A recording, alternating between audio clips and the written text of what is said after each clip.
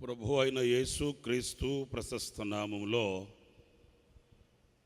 ఈ గుడారాల పండుగలో పాల్గొందిన విశ్వాస వీరులైన మీ అందరికీ హొసనా మినిస్ట్రీస్ తరపున మరొక్కసారి మీ అందరికీ హృదయపూర్వకమైన వందనాలు తెలియపరుస్తున్నాను. అందరికీ వందనాలు.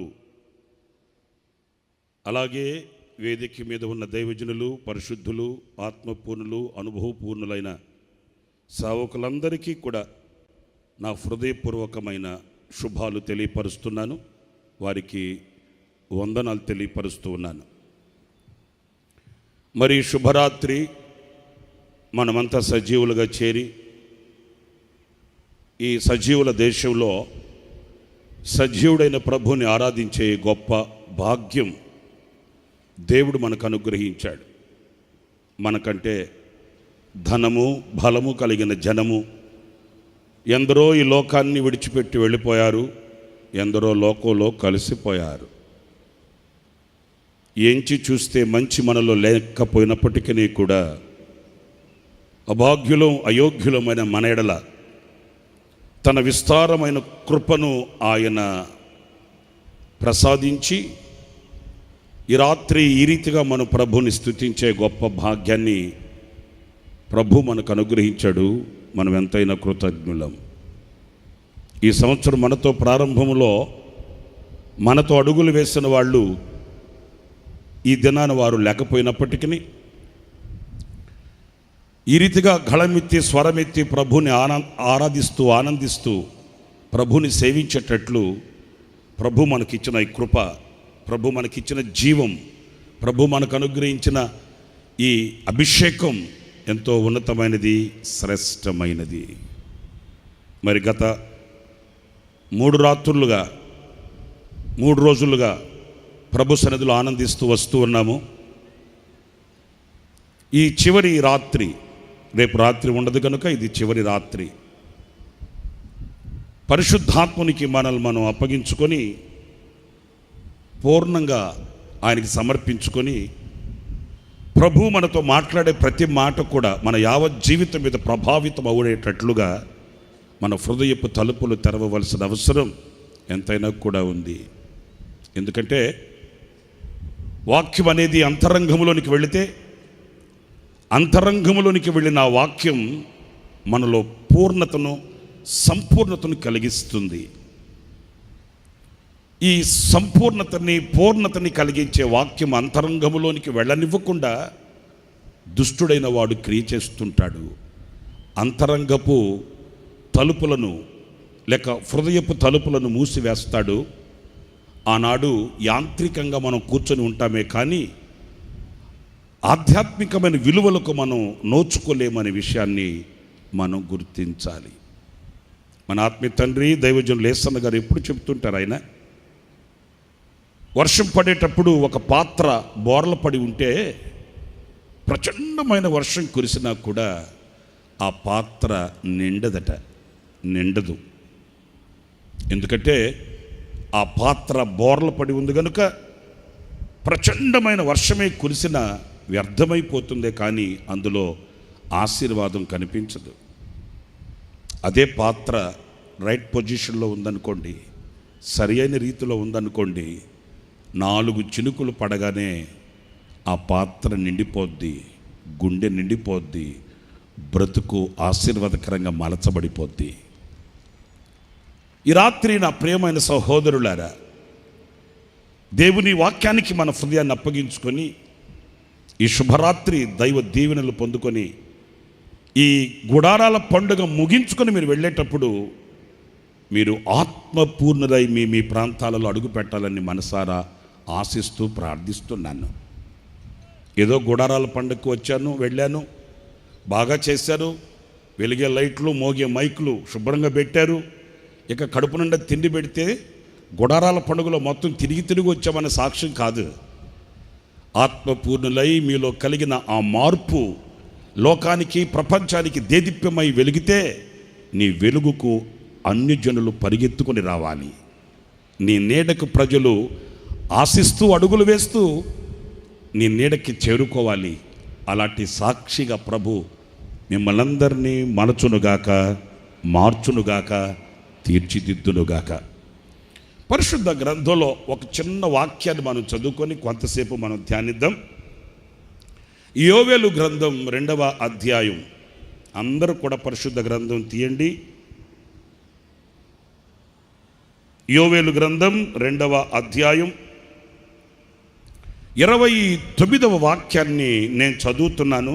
వాయిస్లు బేస్మెంట్ 2వ అధ్యాయం 29వ వాక్యాన్ని నేను చదువుతున్నాను. చూడండి ఆ వాక్యాన్ని. ఆ దినములలో నేను పనివారి మీదను పనికత్తెల మీదను నా ఆత్మను కుమ్మరింతును. ఒక్కసారి చప్పట్లు కొడుతూ ప్రభుని గణపరుద్దామా? గట్టిగా చప్పట్లు కొడదాం. స్తోత్రం కలుగుగాక. ఈ వాక్యంలో నా హృదయాన్ని హత్తుకొనిన ఒక భావనని మీ ఎదుట పెడతాను. అదేంటంటే, ఆయన తన ఆత్మను కుమ్మరిస్తాడట. అనుగ్రహించడం కాదు, పంచడం కాదు, తుంచడం కాదు, కుమ్మరింపు. ఈ పదాన్ని వాస్తవంగా మనం ఎక్కడ వాడుతాము అనంటే, ఒక 4-5 రోజులు ఎడతెరిపి లేని ప్రచండమైన వర్షం కురుస్తుంది అనుకోండి. ఆ వేళ మనం పలికే మాట కుమ్మరింపు. ఎందుకంటే ఆ ఎడతెరిపి లేని ఆ ప్రచండమైన వర్షం ఏదో ఒక పాత్రలో నుంచి కుమ్మరించినట్లుగా మన కళ్ళకి కనబడుతుంది కనుక అప్పుడు అక్కడ వాడే పదం కుమ్మరింపు. ఇక్కడ ఈ వాక్యంలో కూడా మనం గమనించినప్పుడు, నా ఆత్మను కుమ్మరిస్తాను. దేవుని ఆత్మ, పరిశుద్ధమైన ఆత్మ. ప్రియులారా, ఈ పరిశుద్ధమైన ఆత్మ మనలో ఉన్నప్పుడు కొన్ని టూకీగా నేను కొన్ని మీకు పరిచయం చేస్తాను. పరిశుద్ధాత్ముడు మనలో ఉన్నప్పుడు మన క్రియలలో మార్పు కనిపిస్తుంది. పరిశుద్ధాత్ముడు మనలో ఉన్నప్పుడు ఓర్పు కలుగుతుంది. పరిశుద్ధాత్ముడు మనలో ఉన్నప్పుడు మనం సిద్ధపరచబడగలుగుతాం. ఎలా సిద్ధపరచబడగలుగుతాం? మన ప్రియుడైన యేసయ్యకి, మన ప్రాణ ప్రియుడైన యేసయ్యకు ఎలా ఇష్టకరముగా మనము ఉండాలనో, ఎలా మలచబడి మార్చబడితే ఆ ప్రియునికి ప్రీతికరముగా మనం మలచబడగలుగుతామో, ఆ రీతిగా పరిశుద్ధాత్ముడు మనలో ఉండి పరిశుద్ధ నీతి వస్త్రాలతో ఆయన మనల్ని అలంకరించి చిట్ట చివరకు మన ప్రాణప్రియుడైన యేసయ్య ఆయన ఆర్భాటముతోనూ ప్రధాన దూత శబ్దముతోనూ దిగివచ్చిన వేళ ఆయనకి మనల్ని ఒక సార్వత్రికమైన సంఘంగా, పెళ్ళి కుమార్తె వధువుగా మనల్ని ఈ పరిశుద్ధాత్ముడు అప్పగిస్తాడు. పరిశుద్ధాత్మ అనుభవము ఏదో ఆనందించడానికి మాత్రమే కాదండి. పరిశుద్ధాత్మ అనుభవం ఏదో సంతోషించి గంతులు వేస్తూ పరవశించి పరవళ్ళు త్రొక్కడానికి మాత్రమే కాదండి. మనలో కలిగే ఒక ప్రక్రియ పరిశుద్ధాత్మని ద్వారా జరుగుతుంది. విశ్వాసములో నుంచి అధిక విశ్వాసములోనికి, పరిశుద్ధతలో నుంచి అధిక పరిశుద్ధతలోనికి, క్రీస్తుకు కలిగిన సమానమైన సంపూర్ణతకి పరిశుద్ధాత్ముడు మనల్ని నడిపిస్తాడు. సర్వసత్యములోనికి ఆయన మనల్ని తీసుకొని వెళ్తాడు. ఇలాంటి పరిశుద్ధాత్మ యొక్క కుమ్మరింపు ఆయన ఎవరి మీద కుమ్మరిస్తాడు అనేది ఈ రాత్రి మనం నేర్చుకోవలసిన పాఠం. ఎవరికి ఈ అనుభూతి కలుగుతుంది? ఈ గుడారాల పండుగలో పాలు పొందిన వాళ్ళు ఎవరు ఇలాంటి అనుభూతితో అడుగులు వేస్తూ ఆనందంగా ఆహ్లాదకరంగా సాగి వెళ్ళగలుగుతారు? వారిలో ఎలాంటి లక్షణాలు కనబడాలి అనేది ఈ వాక్యం మనకు స్పష్టతనిస్తుంది. ఈ వాక్యంలో పనివారి మీదను పని కత్తెల మీదను అనే మాట మనం ధ్యానించాలండి.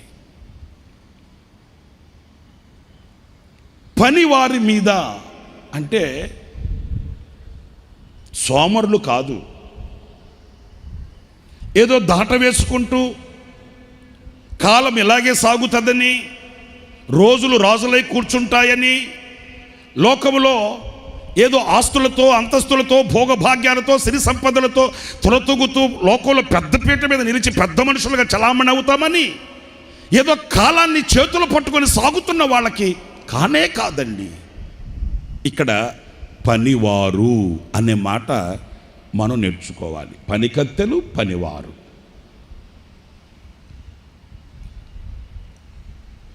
మరి పని అనేది మనం కలిగి ఉండాలి అన్నప్పుడు ఏ పని కలిగి ఉండాలి?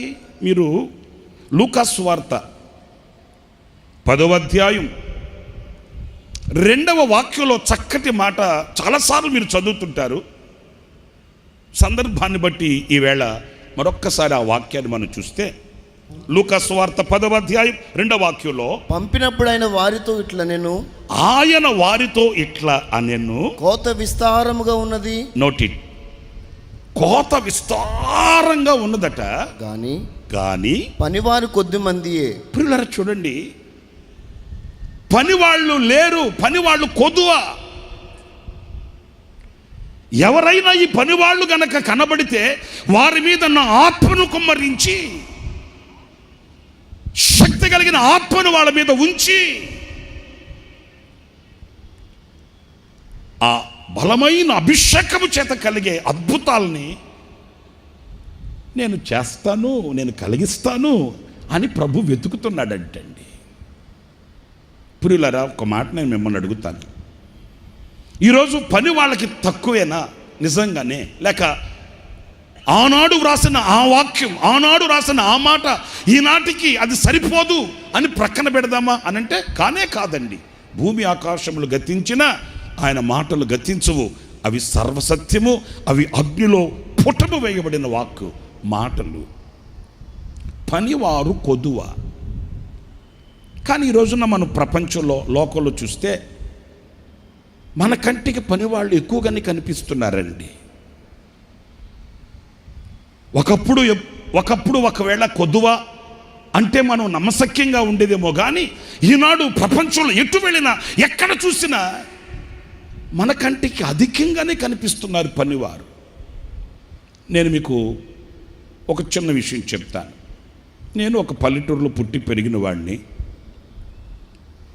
సంవత్సరానికి ఒకసారి మా ఊర్లో స్వార్థ కూడికలు ఏర్పాటు చేసుకునేవాళ్ళు, ఊరు మొత్తం కలిసి.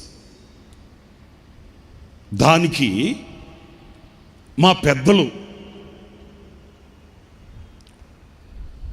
ఏ ఊర్లో గొప్ప దైవజనులు, గొప్పగా వాడబడే వాళ్ళు ఉన్నారు అని వెతికి వెతికి వెతికి చక్కగా వాక్యం చెప్పగలిగిన వాళ్ళని పిలిపించి ఒక 3 రోజుల పాటు మా ఊర్లో సభలు ఏర్పాటు చేసేవాళ్ళు. ప్రియులారా, నేను అనుభవించాను కనుక చెప్తున్నా. ఆ 3 రోజులు మా ఊర్లో ఎలా ఉండేదంటే ఇలాగే ఉండేది. ఇదిగో ఇలాగే ఉండేది. ఊరు మొత్తం కలిసి వచ్చి ఊరు మొత్తం పండుగ. ఎందుకంటే మరలా మాకు వాక్యం దొరికేది సంవత్సరానికి, మరలా ఈ రీతిగా కూడికలు జరిగేది సంవత్సరానికి. అప్పటికి ఎవడుంటాడో ఎవడు పోతాడో కూడా తెలియదు. ఇక ఆ 3 రోజుల పాటు ఎలా ఉండేదంటే పరలోకమే దిగి వచ్చిందా అన్నట్లు ఆనందంతో, సంతోషంతో, సంబరాలతో అంబరాలంటేటట్లుగా ఆనంద గానాలు వినబడేవి. మీకు ఇంకో మాట చెప్తాను. ఆ 3 రోజుల పాటు మాకు వాక్య పరిచర్య చేసి వెళుతున్న దైవజనులు ఆ బస్ స్టాప్ దగ్గరికి వెళ్ళి బస్సు ఎక్కి వెళ్ళిపోతున్నప్పుడు మా ఊర్లో వాళ్ళందరూ ఆ బస్ స్టాప్ దాకా వచ్చి ఆ దైవజనుడు వెళ్ళిపోతుంటే చిన్న పిల్లలు ఏడ్చినట్లుగా ఏడ్చేవాళ్ళండి. ఏది 3 రోజుల పాటు మా ఊర్లో ఉండి వాక్యం చెప్పి వెళుతున్న దైవజనుడు ఆయన మరలా తమ ఊరికి ఆయన వెళ్ళిపోతుంటే ఊరు మొత్తం కదులొచ్చి ఆయన్ని బస్ ఎక్కి సాగనంపేటప్పుడు చిన్న పిల్లలుగా ఏడ్చినట్లుగా ఏడ్చి ఆయనకి చేతులు ఊపుతూ ఉంటే వారు కూడా కన్నీళ్లు పెట్టి అలా సాగి వెళ్ళేవాళ్ళు. ఇది ఒకనాటి పరిస్థితి. కానీ ఈ రోజున ఎంత విస్తారమైనటువంటి పనివారు కనబడుతున్నారంటే నేను మీకు కొత్తగా చెప్పాల్సిన అవసరం లేదు. సోషల్ మీడియా మీకు సమాధానం చెప్తాది కదండి. ఎటు వెళ్ళినా సందుకి గొంతుకి ఓయ్ బాబోయ్, మైకులకి మనం పర్మిషన్ ఇవ్వాలనే కానీ చెవులు తూట్లు పడేటట్లుగా ఈ రోజున అనేకమైన ప్రాంతాలలో పలు విస్తారంగా ప్రజలలో మనకు పనివాళ్ళు కనిపిస్తున్నారండి. ఇలాంటి వేదికలేసి ఇలాంటి కూడికలు ఏర్పాటు చేసి ప్రజల్ని సమకూర్చి ప్రజలలో ఏదో ఒక చైతన్యాన్ని కలిగించాలని తహతహలాడుతూ తాపత్రయపడుతూ ప్రయాసపడుతున్న పనివాళ్ళు అధికంగానే కనిపిస్తున్నారండి. కానీ ఒక విమర్శకి రాత్రి మన మనసును అప్పగిస్తే ఇదిగో ఈ వాక్యం మనల్ని నిలదీస్తుంది. పనివారు తక్కువ కొద్దువ. ఎవరైనా పనివారు కనిపిస్తే వారి మీద నా ఆత్మను కుమ్మరించాలని నేను వేచి ఉన్నాను అన్నట్లు ఈ వాక్యం మనల్ని నిలదీస్తుంది. ప్రియులారా, ఒక్క చక్కటి భావనని ఇక్కడ నేను మీ ఎదుటి పెడతాను. అదేంటంటే లేకేమీ కాదు, పనివారు లేకేమీ కాదు, మస్తుగా ఉన్నారు. కుప్పలు తెప్పలుగా ఈ రోజున పనివారు కంటికి కనిపిస్తున్నారు. కానీ లేని పనివారు ఎవరు? కొదువైన పనివారు ఎవరు? ఆయనకు కావలసిన పనివారు ఎవరు అనేది ఒక 3 లేక 4 మాటలు క్లుప్తంగా నేను మీ ఎదుట పెడతాను. ఈ వాక్యంతో మన జీవితాన్ని సరిచేసుకుంటే నిశ్చయముగా ఈ రాత్రి ఆత్మ కుమ్మరింపు మన మధ్యలో కలుగునుగాక. ఈ నా కంటి చూపికి కనబడుతున్న ప్రతి ఒక్కొక్కరి మీద బలమైన అభిషేకం దిగవచ్చుగాక. మీ ఒక్కొక్కరిని ఆత్మ అభిషేకం దర్శించునుగాక. శక్తి కలిగిన ఆత్మ అభిషేకము చేత ఈ రాత్రి మీరు నింపబడుదురుగాక. ఒక 2-3 మాటలు. మొదటి అనుభవం ఏంటంటే పనివారు ఉన్నారంట, కానీ లేని పనివారు ఎవరయ్యా అంటే ఆయనతో కలిసి పనిచేసే వాళ్ళు లేరంటండి. వింటున్నారా నేను చెప్పే మాట? పని వాళ్ళకి కొదువేమీ లేదు, కానీ కొదువైన పనివారు ఎవరు అనంటే ఎవరికి వారు తనంతట తాను తనకై తాను పనిచేస్తున్న వాళ్ళు కనబడుతున్నారే, కానీ ఆయనతో కలిసి ఆయనతో నిలిచి ఆయన చేతిని పట్టుకొని ఆయన మనసెరిగి ఆయన ఆలోచన తీసుకొని ఆయన సమ్మతి ప్రకారం ఆయన తోడు కలిగి ఆయనతో కలిసి పనిచేసే పనివారు ఈ రోజున కరువైపోయారండి. నేను ఈ మాట ఏదో నా విశ్లేషణలో నా మతిలేని మనసుకు తోచిన మాట కాదు. ఇది అబద్ధమాడని అర్థం పరిశుద్ధ గ్రంథం సువర్ణ అక్షరాలతో వ్రాయబడిన వాక్యం. చూడండి, మీరు హగ్గై గ్రంథం 2వ అధ్యాయం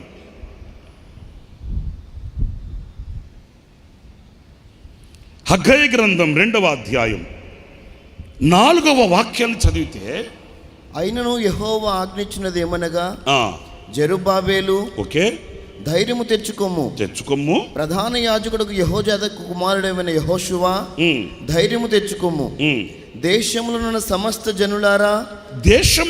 సమస్త జనులారా ధైర్యము తెచ్చుకొని పని జరిగించుడి. ఇక్కడ వినండి, ఏం జరిగించాలంట? పని జరిగించాలంట. ఎలా జరిగించాలి? ఈ పని జరిగించే వ్యక్తులు ఎవరు? ఎందుకు పని జరిగించండి అని చెప్తున్నాడు అనంటే, ధైర్యం తెచ్చుకొని ఎదురవుతున్న పోరాటాలకి, ఎదురవుతున్న ఆటంకాలకు, ఎదురవుతున్న సందిగ్ధాలకు మీరు బలహీనులు కాక మీరు బలవంతులై ధైర్యం తెచ్చుకొని పని జరిగించండి. నేను మీతో కూడా ఉంటాను, మీతో కూడా కలిసి ఉన్నాను, మీతో కూడా కలిసి అడుగులు వేస్తాను. మీరు నాతో ఉన్నారు, నేను మీతో ఉన్నాను. నీవు నీవు ఒకటిగా ఈ పని జరిగించి ఇందులో గొప్ప జయమును స్థాపిద్దాం. చప్పట్లు కొడదామా గట్టిగా ప్రభుకి? ప్రైజ్ ది లార్డ్, హల్లెలూయా. నా ప్రియమైన సహోదరులారా, ఇక్కడ పని జరిగించండి. నేను మీకు తోడుగా ఉన్నాను. ఒక్క మాట మిమ్మల్ని అడగనివ్వండి. మీరు చేసే పనిలో మీరు దేవునితో కలిసి పని చేస్తున్నారా, లేక దేవుడిని విడిచిపెట్టి దేవుడే లేకుండా ఏదో సాధించగలడని సాహసించి సతికిలబడి కరువుతో, కాటకాలతో, కన్నీళ్లతో, వ్యవస్థతో అవస్థపడుతూ అల్లాడిపోతూ తల్లడిల్లిపోతూ గుండె గుప్పిట్లు పెట్టుకుని బ్రతుకుతున్నారా? ఈరోజు ఎక్కడికి వెళ్ళినా మనం వినే సునాదం ఏంటో తెలుసండి, నినాదం ఏంటో తెలుసండి? ఏమండి? కష్టపడుతూనే ఉన్నామండి. రెక్కల ముక్కలు చేస్తామండి, రక్తం ఆవిరి చేస్తామండి, నైటీలు చేస్తామండి. ఇంకా మాకు వారానికి 6 రోజులు కాదు 10 రోజులు అంటే ఆ 10 రోజులు కూడా ప్రయాసపడడానికి మేము సిద్ధంగానే ఉన్నామండి. కానీ నేతిలో పడాల్సిన అడుగు గోతులో పడుతుందండి. కళకళలాడే కళ్యాణం కళదప్పితే కడుపున పుట్టిన బిడ్డలు విషపు చూపులు చూస్తుంటే, సాహసించిన వాడిని సాధించలేక సతికల పడుతుంటే, బ్రతుకు భారమై బ్రతుకు బజారులో కనపరుచుకోలేక 6 అడుగుల మనిషి ఈ రోజున 3 అడుగుల త్రాడుకు వ్రేలాడడానికి ఈరోజు సాహసించిన దుస్థితి ఎందుకు వాటిల్లుతుంది? ఈ మాటలు వింటున్న మీరందరూ ఆలోచనలోకి రావాలి. ఆడంబరాలతో, వైభవాలతో, ధన సమృద్ధితో, బలము కలిగి ఆనందంగా అడుగులు వేసిన నీ పయనం, నీ యొక్క ప్రయత్నం ఈ రోజున ఎందుకు విఫలమై సఫలము కాక అల్లాడిపోతున్నావు? ఈ క్షామానికి గల కారణం ఏంటి అని కనుక విశ్లేషించుకుంటే మనం ఎక్కడికో వెళ్ళి ఎవరికో చేయి చూపించుకోవాల్సిన అవసరం లేదండి. వింటున్నారండి? ఎవరికో దగ్గరికి వెళ్ళి అక్కడ కూర్చొని నా రాత బాగుందా, నా గీత బాగుందా వింటున్నారా? ఇక మా వైపు పల్లెటూరుల వైపు అయితే ఆడెవడో ఒక చిలక పట్టుకొని వస్తాడు. ఆ చిలక దగ్గరికి వెళ్ళి చిలక నా బతుకు చెప్పవా అంటే ఆ చిలక అంటది, నా బతుకే బాగోలేక ఈడి చేతిలో దొరికానురా బాబు, నా బ్రతుకే బ్రతుకుగా కాకుండా బాగోలేక ఈడి చేతిలో దొరికితే ఇక నీ సంగతి నేనేం చెప్పేదిరా బాబు? నిజమే. ఈరోజు నా అర్థం కాని వ్యర్థమైన పరుగు కనబడుతూ ప్రయాసపడుతున్నామే, కానీ నీ అపజయానికి, నీ కన్నీళ్ళకి, నీ అవస్థకి, నీ కుటుంబపు వ్యవస్థకి ఈ రోజున ఏంటి లోటు? ఆలోచించండి. మరి నా ప్రియమైన సహోదరులారా, ఆయనను కలిగిన పని, ఆయనతో కలిసి చేసిన పని, ఆయనతో సమ్మతి కలిగిన పని, ఆయనతో ఒడంబడిక కలిగి చేసిన పని, ఆయన చిత్తానుసారంగా ఆయనతో అడుగులు వేసిన ఆ పని ఏనాడు విఫలం కాదే. ఏనాడు అది అపజయాలమయం కాదే. అపజయం పాలయ్యింది, అనర్థాలకు పాల్పడింది, ఆవేదనకు కారణమయ్యింది అని అంటే నీవు ఆయనతో కూడా కలిసి చేయట్లే పని. సాహసించగలడని సాహసించి దూరమై భారమైనప్పటికీ కూడా వెళ్ళి నావలోకి ఎక్కాడు, అమరములోకి వెళ్ళి నిద్రపోయాడు. ఇక నేను నా ఆలోచనానుసారంగా వెళ్ళిపోయి నా ఆలోచనానుసారంగా సాధించి ఏదో ఒక వేదికను సిద్ధపరచుకోవాలని కంకణం కట్టాడు. కనులు మూయబడిన వాడై యోనా. చరిత్ర పుటంలో, చరిత్ర గ్రంథంలో మనం చదువుతామండి. తాను సాహసించి చేయాలనుకున్న పనిని సాహసించి చేయలేకపోయాడు, ఓడిపోయాడు, వాడిపోయాడు, పడిపోయాడు, కృంగిపోయాడు, కన్నీళ్ళమయమై ఒకనాడు మరల ప్రభు పాదాలే పట్టుకొనవలసిన పరిస్థితికి వచ్చాడు. నా ప్రియమైన సహోదరులారా, ఇది నా కర్మ అనే కర్మకాండలో కాటికి కాడు సాపుతున్నవే కానీ ఈ కర్మకాండలో నుంచి విడిపించగలిగిన కరుణా సంపన్నుడు కరములు చాచి కలువరి గిరిలో ఆయన నిన్ను పిలుస్తున్న కనికరము కలిగిన పిలుపుకి ఎందుకు మనస్సులేక, గ్రహించలేక, ఆయనతో చేతులు కలపలేక ఒంటరి పయనములో ఎందుకు నీవు కృంగిపోతున్నావు అనేది ఈ గుడారాల పండుగ ఈ చివరి రాత్రి కూడికలో నీవు గ్రహించాలి. ఆయనతో కలిసి ఒకసారి ఫిలిస్తీయులు ఇశ్రాయేలీయుల మీద దండెత్తారండి. చరిత్రలో మనం చదువుతాం. ఇవన్నీ మనం చదువుకునే పాఠ్యాలే, మనం చదువుకుంటున్న లేఖనాలే. కానీ మన జీవితానికి వాక్యాన్ని సరిపోల్చుకొని సరిచూసుకొని గనక బ్యారేజ్ వేసుకోగలిగితే మన బ్రతుకు బట్టబయలవుతుందండి. ఓ ఫిలిస్తీయులు ఒకసారి ఇశ్రాయేలీయుల మీద దండెత్తారు. ఆనాడు దావీదు రాజుగా ఉన్నాడు. ఈ దావీదుకి ఒక ఆలోచన వచ్చిందండి. ఏంటి సమస్య? ఇది ఒకనాటి సమస్య కాదే, పలుమార్లు రిపీట్ అవుతుంది ఈ సమస్య. నేను వెళుతున్నాను, యుద్ధం చేస్తున్నాను, వస్తున్నాను, తొలగిపోయిందిలే, సమస్య పోయిందిలే, కన్నీళ్లు తొలగాయిలే, అక్కర్లు తీరాయిలే, ఆకలి తీరిందిలే, నిద్ర పట్టిందిలే, ఇల్లు కుదిరిందిలే అని అనుకుంటున్నంతలో ఆశల వలయాలలో నేను ఆనందించక మునిపే అడయాసలైపోతున్నాయి ఆశలన్నీ. ఏంటిది? ఈ సమస్యకి కారణం ఏంటి అని మరలా ప్రభు దగ్గరికి వెళ్ళి ప్రభుని విన్నపించుకున్నాడు. లేఖనాల్లో మనం చదువుతాము. చక్కటి పాఠం ఏంటో తెలుసండి. దేవుడు అన్నాడు, దావీదు ఓ పని చేయి, పలుమార్లు ఈ సమస్యతో సందిగ్ధాల మధ్య అల్లాడిపోయేదానికంటే కొంచెం ఓపిక పట్టు. ఈసారి ఈ సమస్యకు పరిష్కారం కలగాలంటే ఈ యుద్ధంలోకి నీతో కూడా కలిసి నేను వస్తాను. చప్పట్లు కొట్టకపోయారా? అయ్యో గట్టిగా కొట్టండి, గట్టిగా కొట్టండి. ఎవరు వస్తారట? మీరు చెప్పండి, ఎవరు వస్తారటండి? నీతో నేను వస్తాను, నీతో నేను కలుస్తాను, నీతో నేను నిలుస్తాను, నీ ప్రక్కనే నేను ఉంటాను. నీవు కలిసి ఈ యుద్ధ రంగంలోనికి వెళదాం. ఈ సమస్య ఎలా పరిష్కారం కాదో నేను చూపిస్తాను అన్నట్లుగా దేవుడు దావీదుతో చెప్పాడు. నా మనసులో ఎప్పుడు తోచే ఒక భావన చెప్తాను చూడండి. దావీదుతో దేవుడు అన్నాడు, ఆ కంబళ చెట్ల దగ్గరికి వెళ్ళి మౌనంగా కూర్చో,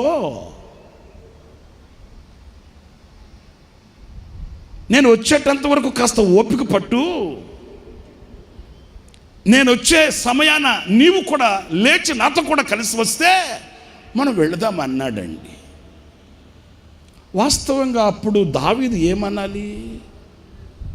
ప్రభువా, వీళ్ళు చెలరేగిపోతున్నారు, దుమ్మెత్తుతున్నారు, కాలెత్తుతున్నారు, వాళ్ళ నోటికి హద్దు ఆపులు లేకుండా అయిపోయింది.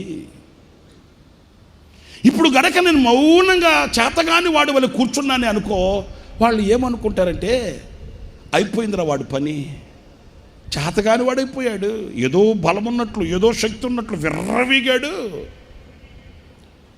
మరి ఈరోజున్న చేతగాని వాడి వలె మౌనంగా కూర్చున్నాడంటే అతనిలో ఉన్న శక్తి ఏమైంది అని నేను నవ్వులు పాలైపోతాను కదయ్యా. అయినా ఒక చిన్ని రాతితో ఈ ఫిలిస్తీయుల సర్దార్ని హతమార్చిన వాడిని, ఒకప్పుడు సింహాన్ని చీల్చిన వాడిని, ఎలుగుబంటిని చీల్చిన వాడిని, ఇంత పరాక్రమము కలిగి ఇంత రోషము కలిగిన రౌద్రుడనైన నేను ఏమీ చేయకుండా మౌనంగా వెళ్ళి అక్కడ కూర్చుంటే ఎంత అవమానంగా ఉంటుంది ప్రభువా అని కథ అడగాలి. ప్రియులారా, మనం నేర్చుకోవలసిన చక్కటి పాఠం ఏంటంటే, దావీదు ఇలాంటి మాటలు ఏవి కూడా మాట్లాడలేదండి. ఎందుకంటే దావీదు మనసులో ఒక ఆశ, ఇంతవరకు నేను ప్రయాసపడ్డాను, ఇంతవరకు నేను కష్టపడ్డాను, ఇంతవరకు నేను చెమటూర్చాను, ఇంతవరకు వ్యయ ప్రయాసలు పడి నేను చేశాను. ఈసారి నా దేవునితో కలిసి నేను యుద్ధానికి వెళ్ళబోతున్నాను. స్తోత్రం కలుగుగాక. నా దేవునితో కలిసి పూనుకోబోతున్నాను. నా దేవునితో కలిసి పని చేయబోతున్నాను. నా దేవునితో కలిసి నేను యుద్ధ రంగంలో నిలబడబోతున్నాను. ఈనాడు కలిగే ఆ జయం నేను చూడాలి అనే ఆశ అతని గుండెలో రగిలింది. అంతే, మౌనంగా వెళ్ళి ఆ కంబళ చెట్ల కింద కూర్చుండిపోయాడు. చరిత్రలో మనం చదివితే, ప్రియులారా, దేవుడు కదలి వచ్చాడు. స్తోత్రం కలుగుగాక. దావీదు కదలి వెళ్ళాడు. దావీదు దేవుడు, దేవుడు దావీదు, వీళ్ళ ఇద్దరు కలిసి యుద్ధ రంగంలో అడుగు పెడితే జరిగిన వినూత్నమైన విజయం ఎలా ఉందో తెలుసండి. చూడండి పరిశుద్ధ గ్రంథంలో, దినవృత్తాంతాల మొదటి గ్రంథం 14వ అధ్యాయం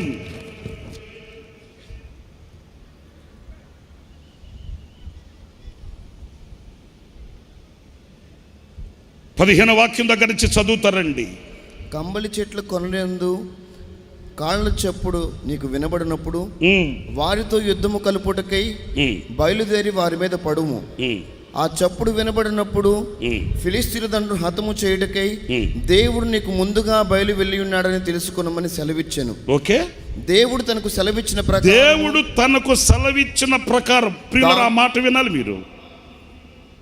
దేవుడు తనకి ఏమైతే సెలవిచ్చాడో ఆ మాట ప్రకారము దావీదు చేయగా, దావీదు, అక్కడే ఉందండి కీలకమైన ఆశీర్వాదం. ప్రియులారా, ఏదో నేను చేయగలను, నేను వెళ్ళగలను, నేను ఉండగలను, నేను సాధించగలను అని అని ఉద్రేకాలతో వెళ్ళిపోవడం కాదు. ఏదో మనశ్శక్తి మీద మనం ఆధారపడడం కాదండి. దేవుడు దావీదుతో చెప్పినట్లు చేశాడే, అలాగే ఈ రాత్రి నీవు కూడా. నీవు లేక నేను అడుగు కూడా వేయలేనయ్యా. నీ శక్తి లేకపోతే నేను సాధించలేనయ్యా. నీవు నాతో రాకపోతే నేను వెళ్ళలేనయ్యా. నీవు నాతో ఉంటే, నేను నీతో ఉంటే, నేను వెళ్ళిన ప్రతి మార్గం ఆశీర్వాదకరంగా మలచబడుతుందని నేను గ్రహించానయ్యా. ఇంతవరకు ఒంటరిగా ప్రయాణం చేసి ఓడిపోయాను, అలసిపోయాను, కృంగిపోయాను, కన్నీటి మయంలో కొట్టకపోయాను, కన్నీటి సాగరంలో నిలిచిపోయాను. ఇదిగో ఈ రాత్రి నీ పాదాలు పట్టుకుంటున్నాను. నీవు నాతో రావా యేసయ్యా? నీవు నాతో నిలవవా యేసయ్యా? నీవు నాతో కలిసి ఉండవా యేసయ్యా? నీవు నా చేతిని పట్టుకుంటే, నీవు నా వెన్ను తడితే, నీవు నా ముందుంటే నేను నీతో వస్తానయ్యా. ఈ రాత్రి నా ప్రియులరా, దావీదు దేవుడు తనకి ఏదైతే సెలవిచ్చాడో అలాగే చేశాడట. ఆ తర్వాత ఏం జరిగింది? ఇశ్రాయేలు ఫిలిస్తీయుల సైన్యమును గిబియోను మొదలుకొని గాజేరు వరకు తరిమి హతము చేసి. కొట్టు గట్టిగా చప్పట్లు ప్రభువుకి. ప్రైజ్ ది లార్డ్, హల్లెలూయా. నా ప్రియమైన సహోదరులారా, ఇంతవరకు మిమ్మల్ని ఏలుబడి చేస్తున్న కన్నీళ్లే కానివ్వండి, ఇంతవరకు మిమ్మల్ని వేధించి బాధిస్తున్న సమస్యలే కానివ్వండి, మిమ్మల్ని చూసి పారిపోయి మీరు వాటిని తరిమి తరిమి తరిమి తరిమి వాటిని పారద్రోలగలిగిన శక్తివంతులు కావాలంటే ఈ రాత్రి నా దేవుడు, మన దేవుడు మీతో కూడా నిలవాలి. మీరు ఆయనతో కూడా కలిసి పని చేయాలి. వింటున్నారా? 17వ వాక్యంలో వ్రాయబడింది, కాబట్టి అంటే ఇలా జరిగినందువలన దావీదు కీర్తి ఇశ్రాయేలీయుల దేశమంతటా ప్రసిద్ధి అయిందంట. యెహోవా అతని భయము, దావీదు యొక్క భయము అన్యజనులందరికీ కలుగు చేశాడంట. స్తోత్రం చెప్పండి, స్తోత్రం చెప్పండి. ఈరోజు మీ ఇంట్లో ఉండే బొచ్చుకొక్క మీ మాట వినట్లే. ఎందుకని? మీరు వీధుల్లో వెళుతుంటే మిమ్మల్ని చూసి కనుసైగలు ఎగరేసుకుంటున్నారు. మీరు సంఘంలో నిలబడి సాక్ష్యం చెప్తుంటే పెదాలు విరుస్తున్నారు. మీరు సమాజంలో బైబిల్ పట్టుకుని భక్తిగా బజార్లో కనబడుతుంటే మీకు ఏమాత్రం విలువ కలగట్లే. కారణం ఎందుకని అనంటే ఆయనతో కూడా కలిసిన బ్రతుకు కాదు గనుక, ఆయనతో నీవు లేవు గనుక నిన్ను కప్పి ఉన్న ఆ అపజయాలు నిన్ను నగుబాట్లు చేసి నవ్వులు పాలు చేసి నడివీధిలో నిలబెడుతున్న సంగతి వాస్తవం కాదంటారా? ఈ రాత్రి నా ప్రియులారా, నువ్వు ఎవరితో కలిసి పనిచేస్తున్నావు? నీ స్నేహితులతోనా? నన్ను చూడండి. నీ స్నేహితులతోనా? ధనబలం భుజబలం కలిగిన వారితోనా? కొంతమంది ప్రార్థన చేయడానికి వచ్చి అడుగుతుంటారు, అన్నయ్య నేను మా ఫ్రెండ్ ఇద్దరం కలిసి పార్ట్నర్గా ఈ వ్యాపారం చేయాలనుకుంటున్నాను అన్నయ్య. అలా అంటారండి. కానీ ఏనాడైనా యేసయ్యా నీవు నేను, నాతో నీవు, నీతో నేను కలిసి ఈ వ్యాపారం చేయాలయ్యా, ఏనాడైనా మోకరించావా సహోదరుడా? నేను నా స్నేహితుడు, నేను ఇదిగో నా కోలీగ్, మేమిద్దరం కలిసి ఈ ప్రాజెక్ట్ వర్క్ చేయాలనుకుంటున్నాం అని ఆశిస్తున్నావే, కానీ నా దేవుని శక్తి కలిగిన హస్తం నాకు తోడుగా ఉండాలి, ఆయనే నా కొరకు దిగి రావాలి, నా ప్రక్కన నిలవాలి, ఆయనతో కలిసి ఈ పని చేయాలని ఏనాడైనా కన్నీళ్లు కార్చి ప్రార్థించిన ఆనవాళ్ళు ఉన్నాయా సహోదరుడా? మరి అపజయాల మూట మోస్తూ అపజయాల ఊట త్రాగడం గాక ఏం జరుగుతుంది ఏంటి? ఈ రోజున నోటి నిండా నవ్వుతో, కంటి నిండా నిద్రతో, ఒంటి నిండా ఆరోగ్యంతో, ఇంటి నిండా జనంతో, సౌభాగ్యంతో, సంతోషంతో, ఆనందంతో విల్లు వెరిసిన ఆ ఆనంద బాష్పాలు రాల్చవలసిన నీ కన్నీళ్ళు ఈ రోజున వేరే విధంగా కనబడడానికి గల కారణం ఏంటంటారు? ఆయన తోడు, ఆయన నీడ, ఆయనతో సహవాసం నీకు లేకయే. ఈ రాత్రి ఒక కీలకమైన ఒక మాట చెప్తున్నాను. నిశ్చయంగా ఈ రాత్రి మీరు ప్రార్థించి ప్రభు పాదాలు పట్టుకోండి. మీకు సాక్షి ఇంకొక మాట చెప్పనా? ఇదిగో మన ఆత్మీయ తండ్రి దైవజనులు లేసన్న గారు ఉన్నారే, ఇక ఆయన గురించి కాక ఎవరి గురించి చెప్పుకుంటాం ఏంటి? ఇంత వైభవం, ఇంత హంగు రంగు, ఇంత ఆత్మీయ అంతరిక్షం, ఆత్మ ప్రపంచం మన కళ్ళతో మనం చూస్తున్నామంటే, నాకు తెలిసిన నా చిన్న సేవా అనుభవంలో నేను గ్రహించి నేను చెప్తాను. యేసన్న గారు ఏది ప్రారంభించినా, ఏది ఆయన చేయదలిచిన ఆ పరలోకమందున్న దేవుడు ఆమెను అనేసాడండి, అంతే. ఆమెను అనేసాడు, అంతే. ఆయన ఏది ప్రారంభించినా అందులో ఒక 100 ఫలం కనబడేది. ఏది ప్రారంభించినా అది క్రైస్తవ లోకానికి ఆశీర్వాదకరంగా కనబడేది. ఏది ప్రారంభించినా అది సఫలమే కానీ విఫలము అనే ఆ అనుభవమే లేదండి. ఎందుకని? ఒక్కడిగా నిలిచిన ఒక సేవకుడు ఇన్ని లక్షల మందికి ఆశీర్వాదకరంగా మార్చబడడానికి గల కారణం, ఆయన ఏది ప్రారంభించినా ఆయన ఒంటరిగా ప్రారంభించిన వాడు కాదు, దేవునితో కలిసి ప్రారంభించాడు. ఆయనతో కలిసి అడుగులు వేశాడు, ఆయనతో కలిసి దీపం వెలిగించాడు. ఆ దీపం ప్రపంచానికి వెలుగై కూర్చుంది ఈ రోజున. మీరు ఆలోచించండి. నేను చెప్పాను కదండి, ఒక పల్లెటూరులో పుట్టి పెరిగిన వాడిని నేను.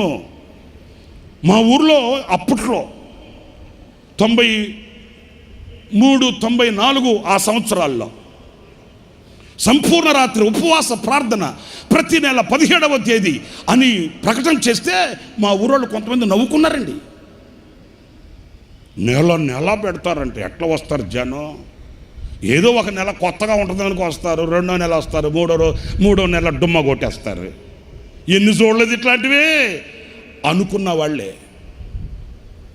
ప్రతి నెల సంపూర్ణ రాత్రి ఉపవాస ప్రార్థన మామూలుగా వాస్తవంగా ఎట్లా ఉండేదంటే, మా సంఘాల్లో అంటే లోకల్గా ఉన్న సంఘాల్లో మాసాంతర కూడికలను పెట్టేవాళ్ళు. నెల 30వ తేదీ 31వ తేదీ మాసాంతర కూటం అని పెట్టేవాళ్ళు. గట్టిగా ఎత్తుకుంటే పాస్టర్ గారితో కలిసి 10 మంది వెళ్ళేవాళ్ళు. ఇక 10 మంది మాసాంతర కూడికలో కూర్చొని 12 గంటలు ఎప్పుడవుతుందా అని వీళ్ళు ప్రార్థన చేయరు, వాచ్ వైపు చూసుకుంటుంటారు. ఇక ముగించుకొని వచ్చేసేవాళ్ళు. ఇంకా అక్కడక్కడ అడపదడప ఒకవేళ సంపూర్ణ రాత్రి ప్రార్థన జరిగినా ఎలాగ ఉండేదంటే మీకు తెలియదేముందండి, ఏదో కొద్ది మందిగా కూర్చొని ప్రార్థనని ప్రారంభించేవాళ్ళు, దేవుని ఒడిలో హాయిగా నిద్రపోయేవాళ్ళు. ఆమె అన్న తర్వాత అందరూ చేతులు పట్టుకొని మెట్లు దిగింటికి వచ్చేవాళ్ళు. ఎవడు ప్రార్థన చేసింది ఎవడికి అర్థమయ్యేది కాదు. వీళ్ళందరి ప్రార్థన ప్రభువుకి అసలు చేరేదే కాదు.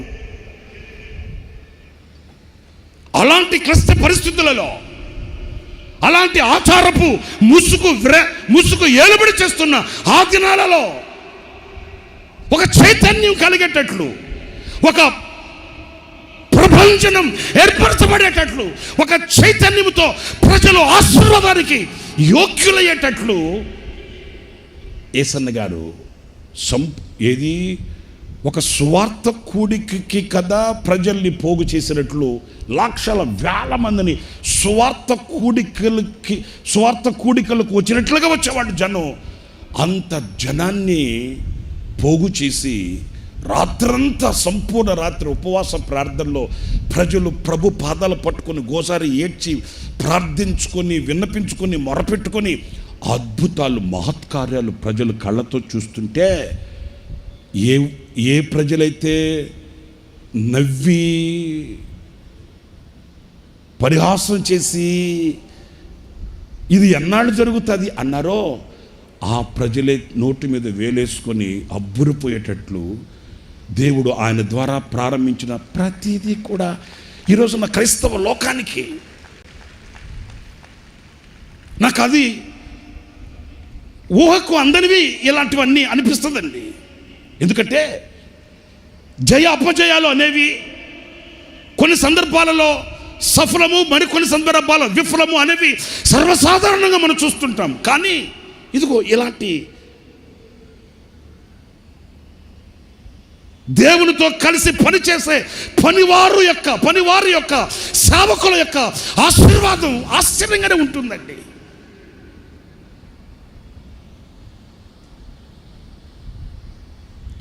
క్రొత్త సంవత్సరంలోకి వెళ్ళే ముందు వింటున్నట్టు నటిస్తున్నారా? వింటున్నారండి? కొత్త సంవత్సరంలోకి వెళ్ళే ముందు ఒక కొత్త పాట పాడుకుంటూ క్రొత్త గీతం పాడుకుంటూ కొత్త సంవత్సరంలోకి స్థుతించుకుంటూ వెళదామని ఆయన మొట్టమొదటగా ఒక క్రొత్త పాట రాసుకుని కొత్త పాట పాడుకుంటూ కొత్త సంవత్సరంలోకి వెళదామని ప్రారంభించాడా? ఈరోజు కొత్త పాట లేని కొత్త సంవత్సరం ఏంటో ఒకటి చెప్పండి చూద్దాం. కొత్త పాట లేని కొత్త సంవత్సరం ఒకటి చెప్పండి. ఓ క్రొత్త పాట పాడుకుంటూ ఆనందంగా ఆయన క్రొత్త సంవత్సరంలో ఆరాధించుకుంటూ ప్రభుకు ఒక క్రొత్త పేరు పెట్టుకొని ఆయన అడుగు పెట్టడం, ఆయన ఆనాడు ప్రారంభించిన ఆ ఆశీర్వాదకరమైన ఆ పరిచర్య ఈరోజు క్రైస్తవ లోకాన్ని అలుముకుంది. ఏ చిన్న సేవకుడే పెద్ద సేవకుడే క్రైస్తవ లోకంలో చిన్న సంఘమే పెద్ద సంఘమే అనే తారతమ్యం లేకుండా ఈరోజున క్రైస్తవ లోకంలో సంఘాలలో ఈ మేఘం అలుముకొని కమ్ముకపోయింది.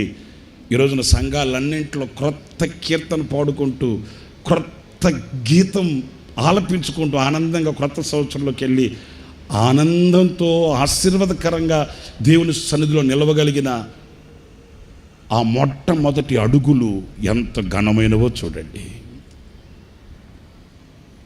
ప్రతి సంవత్సరం ఆగస్టు 15వ తేదీ అందరికీ ఖాళీగా ఉంటుంది కనుక అందరిని పోగు చేసి ప్రజలందరినీ పోగు చేసి రాష్ట్రం కొరకు, దేశం కొరకు, ప్రజల కొరకు, నాయకుల కొరకు, కాపర్ల కొరకు ఘనమెత్తి స్వరమెత్తి ప్రార్థన చేద్దాం అని ఆయన మనస్సులో మెదిలిన ఆ దివ్యమైన ఆలోచన చిన్నదిగా కొద్దిగా ప్రారంభించాడు. ఆ ఆగస్టు 15వ తేదీ ప్రారంభంలో రాష్ట్ర వ్యాప్త ప్రార్థనా వీరుల సమావేశం అని పెట్టాడు యేసన్న గారు. అంటే రాష్ట్రానికి సరిపడేటట్లు అన్నట్లు రాష్ట్ర వ్యాప్త ప్రార్థన వీరుల సమావేశం అని పెట్టి ప్రజల్ని పోగు చేసి దేశ క్షేమం కొరకు, ప్రజల కొరకు, నాయకుల కొరకు, కాపర్ల కొరకు, సంఘాల కొరకు, సంక్షేమం కొరకు చేతులెత్తి ప్రార్థన చేస్తుంటే నా కళ్ళతో నేను చూశానండి. రాజకీయ నాయకులు ప్రార్థన చేయించుకోవడానికి ఆ ప్రార్థనా వీరుల సమావేశ కూడికకు వచ్చి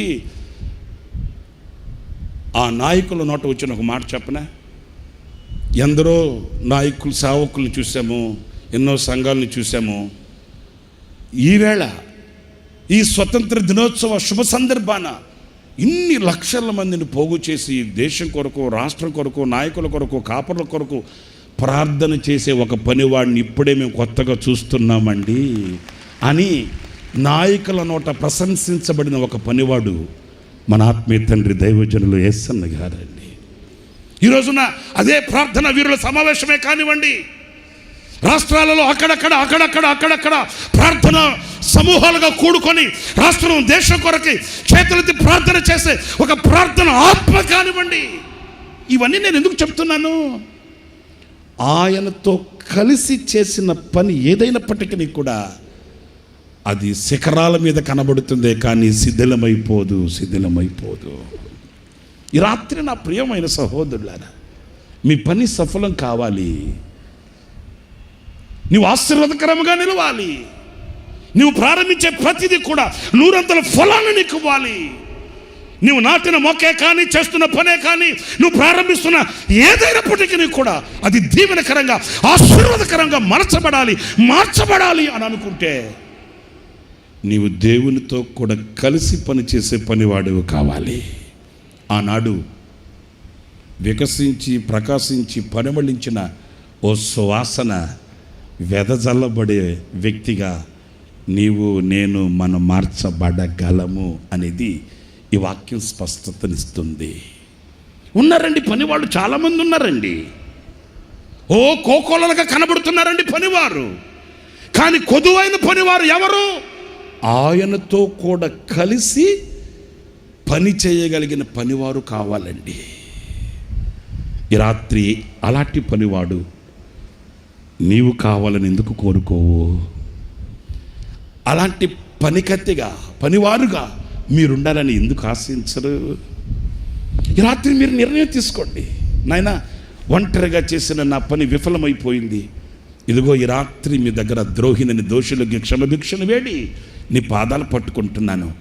ఇక నీతో కూడా కలిసి పని చేస్తాను, ఇక నీతో కూడా కలిసి నిలుస్తాను, నీతో కూడా అడుగులు వేస్తాను. నీవు నన్ను విజయ పదములో నడిపించమని కోరుకుంటే నా దేవుడి రాత్రి బలమైన ఆత్మ కొమ్మరింపు నీ మీద కొమ్మరిస్తాడు. నీవు అభిషక్తుడు వగుదువుగాక, నీవు ఆత్మచేత నింపబడుదువుగాక, బలమైన శక్తి నిన్ను చేరుకొనుగాక. మరొక్క విషయాన్ని కూడా నేను మీకు జ్ఞాపకం చేస్తాను. అదేంటంటే, రెండవది, మార్కు సువార్తలో చాలా విలువైన మాట. మార్కు సువార్త 13వ అధ్యాయం 34వ వాక్యం చదువుతారండి, వినండి జాగ్రత్తగాను. ఒక మనుషుడు తన దాసులకు అధికారం ఇచ్చి, ఒక మనుషుడు తన దాసునికి అధికారం ఇచ్చి, ప్రతి వానికి నేను చదువుతాను. ఒక మనుష్యుడు అంటే ఒక యజమానుడు అనుకోండి, తన దాసునికి అధికారం ఇచ్చి ప్రతి వానికి వాని పని నియమించి మెలకువగా నుండుమని ద్వారపాలకునికి ఆజ్ఞాపించి ఇల్లు విడిచి దేశాంతరము పోయినట్టే. ఇక్కడ మనం నేర్చుకోవాల్సిన పాఠం, మన సందర్భం ఏంటంటే, ఈయన దేశాంతరం వెళుతూనట, జాగ్రత్తగా ఈ మాటను గమనించాలి. ప్రతివానికి వాని పని నియమించి, వాని పని, వింటున్నారా నేను చెప్పే మాట? ఏం పని? అందరు చెప్పండి, ఏం పని? వాని పని. అంటే ప్రతి వానికి తాను చేయగలిగిన పని ఆయన అప్పగించాడంట. ఈ సందర్భంలో నేను మీతో చెప్పాలనుకున్నది, నా మనసుని పట్టుకున్న మాట ఏంటో తెలుసండి, ఎవరి పని వాళ్ళకి అప్పగించాడు ఆయన. ఇప్పుడు చాలామంది పని వాళ్ళు ఉన్నారు, కానీ ఎవరి పని వాళ్ళు చేసే పని వాళ్ళు కనబడట్లే. హలో, వింటున్నారా? ఉన్నారండి, కంటి నిండా కనబడతారు. ఓ రాత్రి కలలో కూడా కనిపిస్తారు, లోకాన్ని చుట్టుముట్టినట్లుగా కనబడతారు. ఈ రోజున సమృద్ధి అయిన పని వాళ్ళు కనిపిస్తున్నారు, కనబడుతున్నారు అని ఆనందం కలిగేటట్లుగానే ఉంది. కానీ సత్యవాక్యం ఏమంటుంది? పనివాళ్ళు కొద్దువా, కోత విస్తారం, ఆశీర్వాదాలు దండిగా ఉన్నాయి, దీవెనలు సమృద్ధిగా ఉన్నాయి, సంపద సమృద్ధిగా ఉన్నది. కానీ అనుభవించే వాళ్ళు, ఆచరించే వాళ్ళు, స్వాధీనపరుచుకునే వాళ్ళు ఈరోజు నా కరువై కొదువైపోయారు. ఏరి పనివారు ఏరి? ఏంటి ప్రభువా ఎంతమంది పనివారు ఉంటే? అయ్యా, కంటి నిండా కనబడుతున్నారే కానీ వారికి అప్పగింపబడిన దానిని చేసేవాళ్ళు ఏరయ్యా. వారి వారి పని వాళ్ళకి అప్పగించాడు, మరి ఆ గురుతర బాధ్యతను గుర్తించి చేసేవాళ్ళు ఏరయ్యా. ఎలాంటి పని వాళ్ళ మీద ఆయన పరిశుద్ధాత్మ శక్తిని కుమ్మరిస్తాడు అనంటే ఇలాంటి పని వాళ్ళు కావాలి. ఈ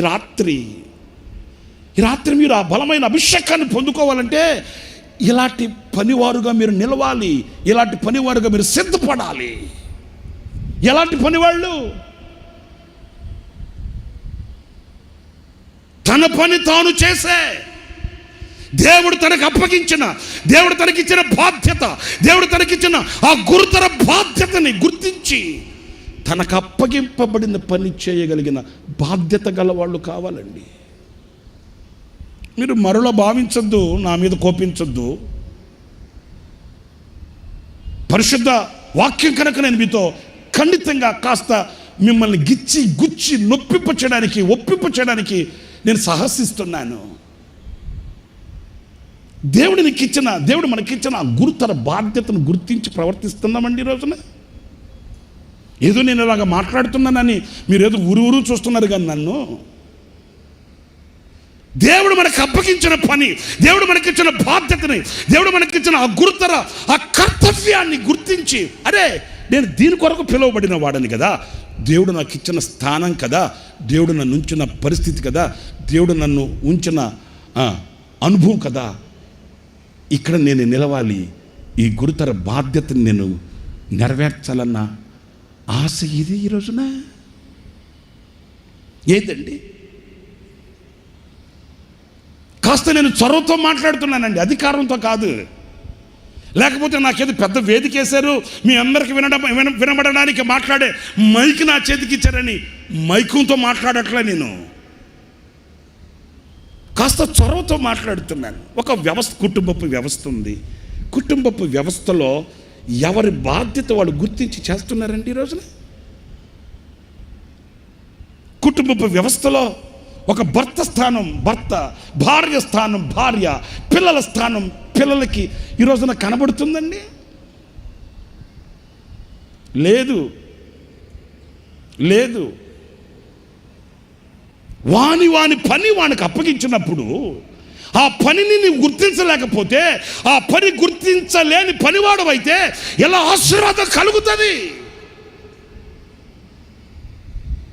మీకు వివరణ కావాలి, మీ గుండెల్లో పాతకపోవాలి, మీ జీవితంలో నిలిచిపోవాలి, ఇక మరలా తప్పటడుగు వేయకుండా ముందుకు వెళ్ళాలి. గనుక ఈ మాట నేను చెప్తున్నాను. మన విశ్వాసి ఇంటికి ప్రార్థన చేయడానికి వెళ్ళానండి. వాళ్ళ ఇంట్లో ప్రార్థన చేస్తే వాళ్ళు అన్నారు, అన్నయ్య ఆ మూడో ఇల్లు ఉంది కదా, వాళ్ళు మీరు ఎప్పుడన్నా వస్తే వాళ్ళ ఇంట్లో ప్రార్థన చేయించడానికి తీసుకొని రమ్మన్నారు మిమ్మల్ని అన్నారు. నేను అన్నాను, వాళ్ళు ఎవరో మనకు తెలియదు కదా, ఒకసారి వాళ్ళని మందిరానికి ఆరాధనకి రమ్మనండి. వాళ్ళు వచ్చిన తర్వాత, వాళ్ళతో పరిచయం అయిన తర్వాత, వాళ్ళు కాస్త వాక్యం విన్న తర్వాత నేను వెళ్ళి ప్రార్థన చేసిన సబబుగా ఉంటుంది. వింటున్నారా? ఇదే మంత్రం కాదు కదా వాళ్ళ ఇంటికి వెళ్ళి వేప మండలంతో ముఖం మీద కొట్టడానికి. వాళ్ళు వాక్యం వినివ్వండి, ఒకసారి మందిరానికి రమ్మనండి. కాస్త వాళ్ళు దేవుని వాక్యం విన్న తర్వాత వాళ్ళలో కొంచెం విశ్వాసం కలిగిన తర్వాత అప్పుడు నేను ప్రార్థన చేస్తే వాళ్ళ విశ్వాసము వాళ్ళని విజయవంతంగా నడిపిస్తుంది కదా. ఇప్పుడు నేను వెళ్ళి నేనేం చేసేది అట్లా అంటే వీళ్ళు ఒప్పుకుంటారా? మనాళ్ళు పట్టిందే పట్టు కదా. అట్ట కాదు అన్నయ్యా అంటే నేను అన్నాను, అట్ట కాకపోతే పేపరా? ఎంతగా ఒప్పుకోరు. సరే వీళ్ళ సంతోషం నేను ఎందుకు కాదనాలని సరే వెళదాం పదాన్ని వెళ్ళానండి. అందరు నన్ను చూడండి, నేను చెప్పే మాట వినండి. ఆ 3 ఇల్లే, అదే 3 కిలోమీటర్లు కాదు, 3 మైళ్ళు కాదు, 3 ఇల్లే తీసుకెళ్తే వెళ్ళాను. పాపం వాళ్ళు ప్రభువుని ఎరిగిన వాళ్ళు కాదనుకోండి. ఆమె పాపం నమస్కారం అండి అంటే అట్లాగే లేమ్మా అని చెప్పాను. కూర్చోండి అంటే అట్లాగేనమ్మా అని కూర్చున్నాను. ఇక అక్కడ ఒక ఫ్రిడ్జ్ ప్రక్కన ఆమె నిలబడింది. ఆ వాకిటి దగ్గరే ప్రక్కన నన్ను తీసుకెళ్ళిన ఆమె నిలబడింది. నన్ను మాత్రం మహారాజులాగా సోఫాలో కూర్చోబెట్టారు. సరే కూర్చున్నాను. ఆమె నాతో మాట్లాడుతుంది. ఆ ఇంటికి వెళ్ళాలి. ఏమనుకోవద్దండి, సమాజంలో చెప్పాడేంటి ఇట్లాంటివి అనుకుంటారేమో, మరి చెప్పకపోతే మీకెట తెలుస్తుంది ఏంటి? ఆమె నాతో చెప్తుంది, ఏమండి అయ్యగారు రండి అంటే నేను అన్నాను, అండీలు డేక్షాలు ఎన్ని వద్దులేమ్మా, అన్నాను విలువ బాగుంటుంది, అండీలు డేక్షాలు ఎన్ని మనకెందుకండి అంటే ఆమెను కూడా నవ్వుకొని చెప్తుంది, మాకు ఇట్లా సమస్యలు ఉన్నాయండి, మేము ఇట్లా చాట్లు పడుతున్నామండి, మా ఆయనకేమో నీరసం, నాకేమో ఉబ్బసం, కుక్కలకేమో నీరసం, ఇంకా మొన్నాళ్ళు ఓపెన్ చేస్తారు కదా పుస్తకాల కట్ట, ఇక అవన్నీ చెప్తా ఉంటే నేను కూడా వినాలి కదా, వినకపోతే ఓటేయరు కదా, ఓటేయకపోతే నోటు రాదు కదా. ఇక నేను కూడా వింటా ఉన్నాను, ఆమె చెప్తా ఉంది. ఇప్పుడు నేను మీతో ఎందుకు చెప్పాలనుకున్నానంటే ఈ మాట, ఆమె నాతో మాట్లాడుతూనే ఉంది.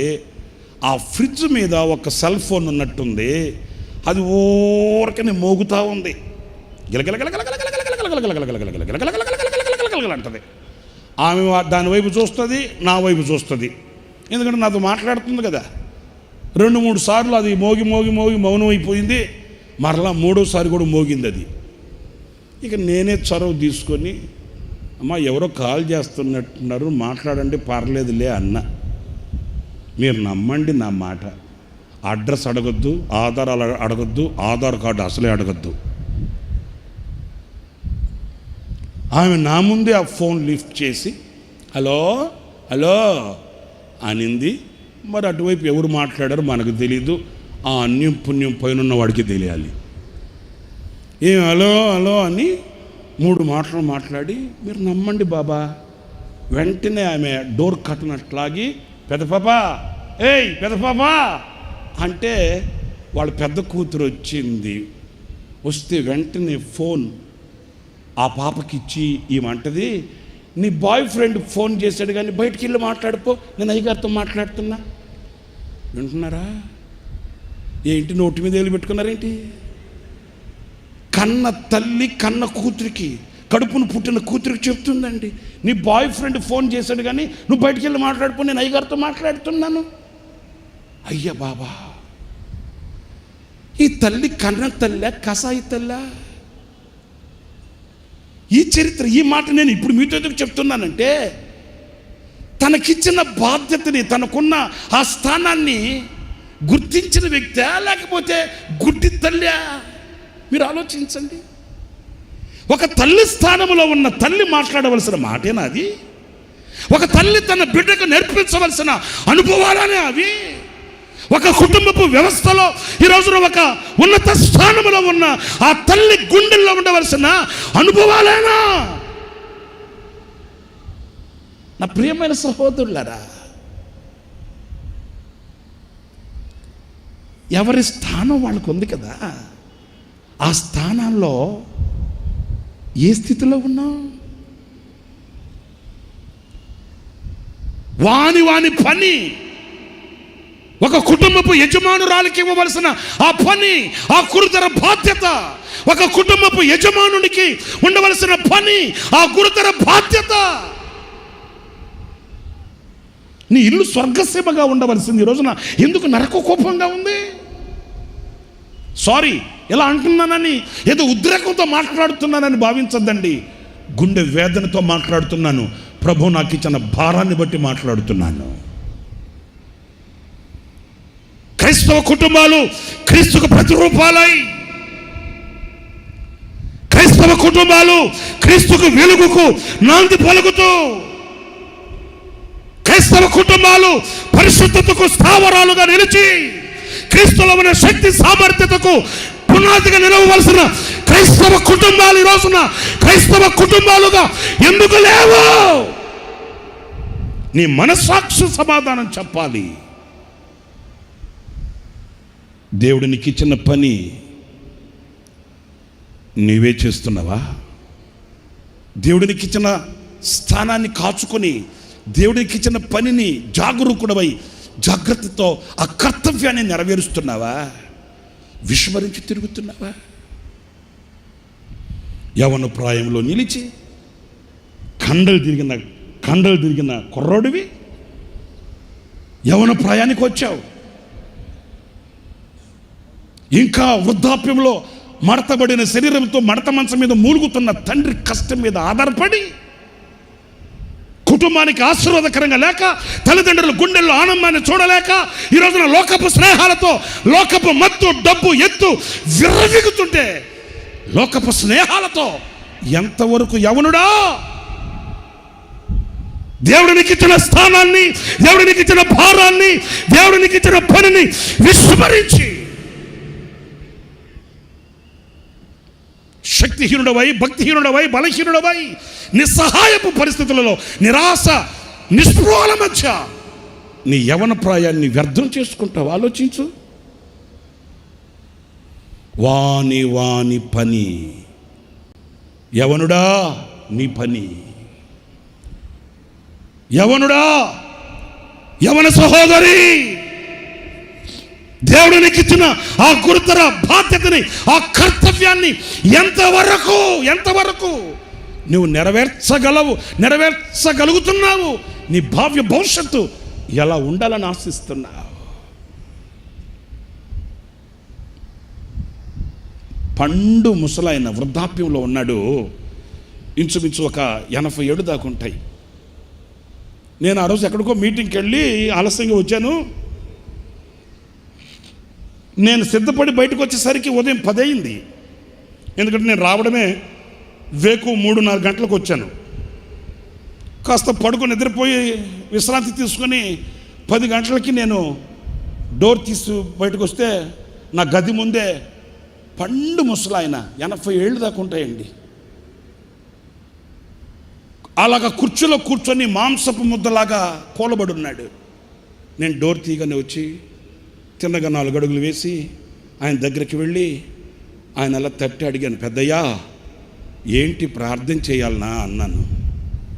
ప్రియులారా, నా తల్లిదండ్రులుగా భావించి చెప్తున్నాను ఈ మాట. ఆయన అలా మెల్లగా తలెత్తి నన్ను చూసి బోర్ నేడ్చాడండి. ఆ వృద్ధాప్యంలో ఉన్న తండ్రి. నేను అన్నాను భుజం మీద చేయివేసి, ఏమైంది, ఎవరు మీరు అట్లా అంటే, ఇప్పటికీ నా గుండె ద్రవిస్తుందండి ఆ మాట చెబుతుంటే. గడగడ వణికిపోతూ అన్నాడు, అయ్యా ముందు నాకంతేమైనా పెట్టించయ్యా, కొంచెం తిని దడాగితే అప్పుడు మాట్లాడతాను నీతో. అయ్యా అంతేమన్నా పెట్టించయ్యా, నాకు ఆకలిగా ఉంది, వణుకొచ్చేస్తుందయ్యా. అట్లా కన్నీళ్ళు పెట్టాడండి. ఆ వృద్ధాప్యంలో,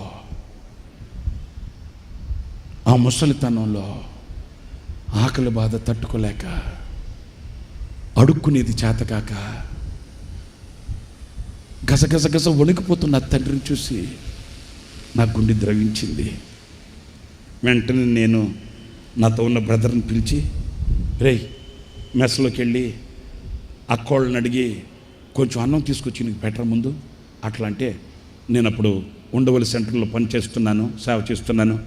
ఈ కోటేశ్వరమ్మ తల్లి ప్రభు దగ్గరికి వెళ్ళింది కదా, ఆ తల్లి ఉంది. అప్పుడు ఆ తల్లిని పిలిపించి ఆ తల్లితో అన్నాను, కోటేశ్వరమ్మ తల్లితో, అమ్మా ఆ పెద్ద ఆయన ఎవరో వచ్చారు, కళ్ళు తిరుగుతున్నాయి, వణికిపోతున్నాడు, కళ్ళు తిరుగుతున్నాయి అంటున్నాడు, ఏదైనా ఉంటే ముందు అంత తీసుకొచ్చి ఆయనకి పెట్టిస్తామమ్మా, కొంచెం ఏదైనా ఉంటే పెట్టండి అన్నాను. ఆ తల్లి అంత అన్నంలో పప్పుచారు వేసి ఇచ్చింది. నా కళ్ళతో నేను చూశానండి, ఇప్పటికీ నా కళ్ళ ముందు నుంచి పోవు ఆ దృశ్యాలు. అంత అన్నం పప్పుచారేసి ఆయనకి ఇస్తే అంత అన్నాన్ని అలా కలిపేసుకొని 2-3 ముద్దలతో నోట్లో పెట్టుకొని మింగేసి కొట్ట నీళ్లు తాగి ఇంచుమించు 10 నిమిషాల తర్వాత నాతో మాట్లాడాడండి. నేను అన్నాను, ఎవరు మీరు, ఏంటి ఇలా వచ్చారు, ఏంటి ఇలా ఉన్నారు? ఆ తండ్రి ఏడుస్తూ అంటాడు, అయ్యా నేను R&Bలో ఒక మంచి ఆఫీసర్గా పనిచేసిన వాడిని, రిటైర్డ్ అయిపోయాను. ఆకలికి తట్టుకోలేక ఎక్కడ పడిపోతానో అని ఈ దారిని వెళుతూ చర్చి కదా, చర్చి వాళ్ళు ప్రేమ చూపిస్తారని, చర్చి వాళ్ళు హక్కును చేర్చుకుంటారని సాహసించి వచ్చి మిమ్మల్ని ఇబ్బంది పెట్టారేమో నాయనా, నన్ను క్షమించవా, నన్ను క్షమించయ్యా, నేను మిమ్మల్ని ఇబ్బంది పెట్టానేమో అట్లాంటి. నేను అన్నాను, తప్పు, అలా అనకండి, మీరు విషయం చెప్పండి. ఆయన ఏడుస్తూ చెప్తాడు, అయ్యా ఎవరి దగ్గరికి వెళ్ళి, ఒక ఎంప్లాయీని కదా, ఒక గవర్నమెంట్ ఉద్యోగిని కదా, బాగా బ్రతికినోడిని కదా, ఎవరి దగ్గరికి వెళ్ళి అడుక్కోవడం సిగ్గనిపించి ఏదో మీ దగ్గరికి వచ్చి అంత అన్నం అడిగానయ్యా. సరే పెద్దయ్యా, నీకు ఎవరు లేరా? అయ్యా నన్ను అర్థం చేసుకునే నా భార్య కాలం చేసింది, నన్ను బంగారులాగా చూసుకునే నా భార్య కాలం చేసిందయ్యా. మరి నీకు పిల్లలు ఎవరు లేరా? ఎందుకు లేరు నాయనా, 4 పిల్లలు ఉన్నారయ్యా, 4 కొడుకులను కన్నానయ్యా. మరి వాళ్ళు నేను చూసుకోరా, వాళ్ళు నిన్ను పట్టించుకోరా, వాళ్ళు నీతో లేరా? ఆ తండ్రి గుండెల్లో ఉన్న వేదనని ఏం చెప్తాడండి? ఆ తండ్రి ఏడుస్తూ అంటాడు, ఏం చెప్పుకున్నయ్యా, ఒకడున్నాడంటే వాడు రాజకీయ నాయకులతో తిరుగుతూ ఉంటాడు, ఇంటికి రాడు. ఇంకొకడున్నాడంటే వాడు ఎంతసేపటికి స్నేహితులతో వెళ్ళిపోతావు, వాడు ఎప్పుడు వస్తాడో నాకు తెలియదు. ఇంకొకడున్నాడు 3వ వాడు, వాడికేమో కాలు చేయి పని చేయదు, పోలియో జబ్బు. వాడికన్నీ నేనే చేయాలి. కన్న పుణ్యానికి నేను పోగొట్టుకోలేను కదయ్యా. ఈ వయసులో కూడా, ఈ స్థితిలో కూడా ఆ కాలు చేయి పని చేయి నా బిడ్డకి అన్నీ నేనే చేయాలయ్యా. ఆఖరి వాడు ఒకడున్నాడు, 4వ వాడు, వాడిని కాళ్ళ ఏళ్ల పడి, నాయనా పెద్దోడు చూస్తే ఇంటి పట్టున్నాడు, ఆ 2వ వాడు చూస్తే కంటికి కనబడడు, 3వ వాడు పరిస్థితి చూస్తే ఇలా ఉంది. రే నాయనా నీ కాడు పట్టుకుంటాను రా, నువ్వన్నా ఒక 2 రూపాయలు సంపాదిస్తే ఈ వృద్ధాప్యంలో 4 ఏళ్ళు నోట్లో పోతాయిరా, నువ్వన్నా అర్థం చేసుకోరా అని ఆఖరి వాడిని కాళ్ళు పట్టుకొని అడిగితే ఆడు అంటాడంట, నువ్వు ఇంకా బతికే ఉన్నావుగా. చూసారండి, జన్మనిచ్చిన తండ్రిని, నువ్వు ఇంకా బ్రతికే ఉన్నావుగా, నువ్వు చస్తే అప్పుడు నేను కష్టపడతాలే అంటాడంటండి. నా ప్రియమైన సహోదరులారా, ఒకసారి మీరు ఆలోచించండి, యవ్వనులు ఈరోజు ఏం చేస్తున్నారు? నిన్ను కని పెంచి పెద్ద చేసిన పుణ్యానానికి ఈరోజు గుండె నిండా దుఃఖంతో అల్లాడిపోతూ గుండె గుప్పిట్లో పెట్టుకొని కన్నీళ్లతోనే వాళ్ళు కాటికి కాళ్ళు చాపాలనా? కడుపు కట్టుకొని, నోరు కుట్టుకొని, భుజముల మీద మోసి, గుండెల మీద ఎత్తుకొని గోరు ముద్దలు తినిపించిన ఆ తల్లిదండ్రులకి నేను కన్న శాపమా? యవన సహోదరుడా, నీ మనసు చెలించాలని మాట చెప్తున్నాను. యవన సహోదరి, నీ గుండె కరగాలని మాట చెప్తున్నాను. నీ ఫ్యూచర్, నీ భావి భవిష్యత్తు ఆశీర్వాదకరముగా నిలవాలి. నిండు 100 ఏళ్ల జీవితం ఫలభరితముగా, ఆశీర్వాదకరముగా నీ బ్రతుకు నిలవాలి అన్నప్పుడు నీ పని ఎలా చేస్తున్నావు?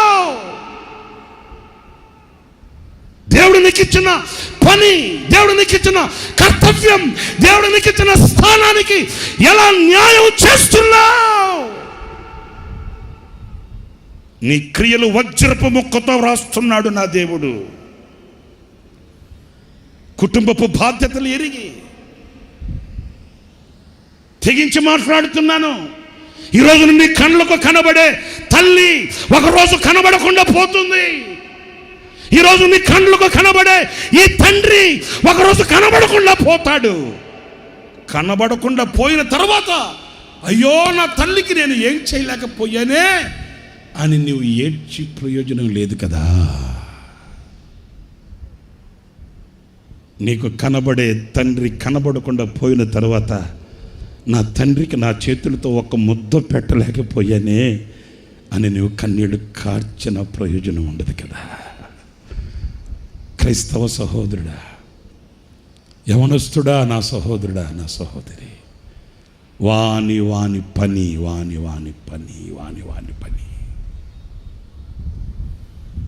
నీ పని ఎలా చేస్తున్నావు? నీ పని నువ్వు శ్రద్ధగా చేయగలిగిన పనివాడివి అయితే, దేవుడు నీకు ఇచ్చిన స్థానాన్ని కాపాడుకుంటూ దేవుడు నీకు ఇచ్చిన పనిని గుర్తించిన పనివాడివి అయితే, నీ మీద ఈ రాత్రి పరిశుద్ధాత్మ కుమ్మరింపు కలుగుతుంది. ప్రైజ్ ది లార్డ్, హల్లెలూయా, హల్లెలూయా. నిన్ను వెతుక్కుంటూ ఈ రాత్రి వచ్చాడు.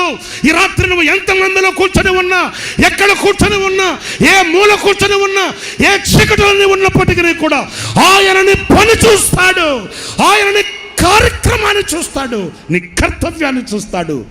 ఈ రాత్రి పశ్చాత్తాప్తుడవై ప్రభు పాదాలు పట్టుకొని, నిజమే ప్రభువా, నీవిచ్చిన పని నేను చేయలేకపోయాను, నీవిచ్చిన స్థానాన్ని నేను కాపాడుకోలేకపోయాను, నా గుండెలు అవిసేటట్లు కన్నీళ్ళు పెట్టి ప్రలాపిస్తున్నాను, నా పని నేను గుర్తించలేక గుడ్డివాడినై అంధకారంలో అడుగులు వేస్తూ అగాధములో కూరకుపోయాను. నన్ను మన్నించయ్యా, నువ్వు నాకు ఇచ్చిన పని నేను చేస్తానయ్యా, నువ్వు నాకు ఇచ్చిన కర్తవ్యాన్ని నెరవేరుస్తానయ్యా, నీవు నాకు ఇచ్చిన స్థానాన్ని కాచుకుంటేనయ్యా. ఈ రాత్రి నువ్వు పశ్చాత్తాప్తుడు అయితే, నీకు ఇచ్చిన పనిని గుర్తించగలిగితే, పనివారి మీద, పనికత్తెల మీద నేను నా ఆత్మను కుమ్మరిస్తా. స్తోత్రం కలుగు గాక. సంఘంలో నీ పని ఏంటి? సంఘంలో నీ కర్తవ్యం ఏంటి? సంఘంలో నీ బాధ్యత ఏంటి?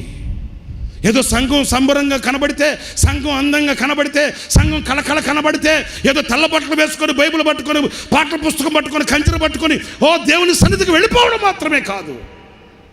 ఆ సంఘంలో నీ స్థానం, నీ పని ఏంటి గుర్తించాలి. ఏదో ఆషామాషగా, ఆనవాయితీగా, ఆచారంగా వెళ్ళి రావడమేనా? నీ పని గుర్తిస్తావా? సౌలా, నేను వస్తాను, 7 దినముల పాటు నువ్వు కాస్త ఓపికగా నేను వచ్చేటంత వరకు అక్కడ నిలిచి ఉండవాయా?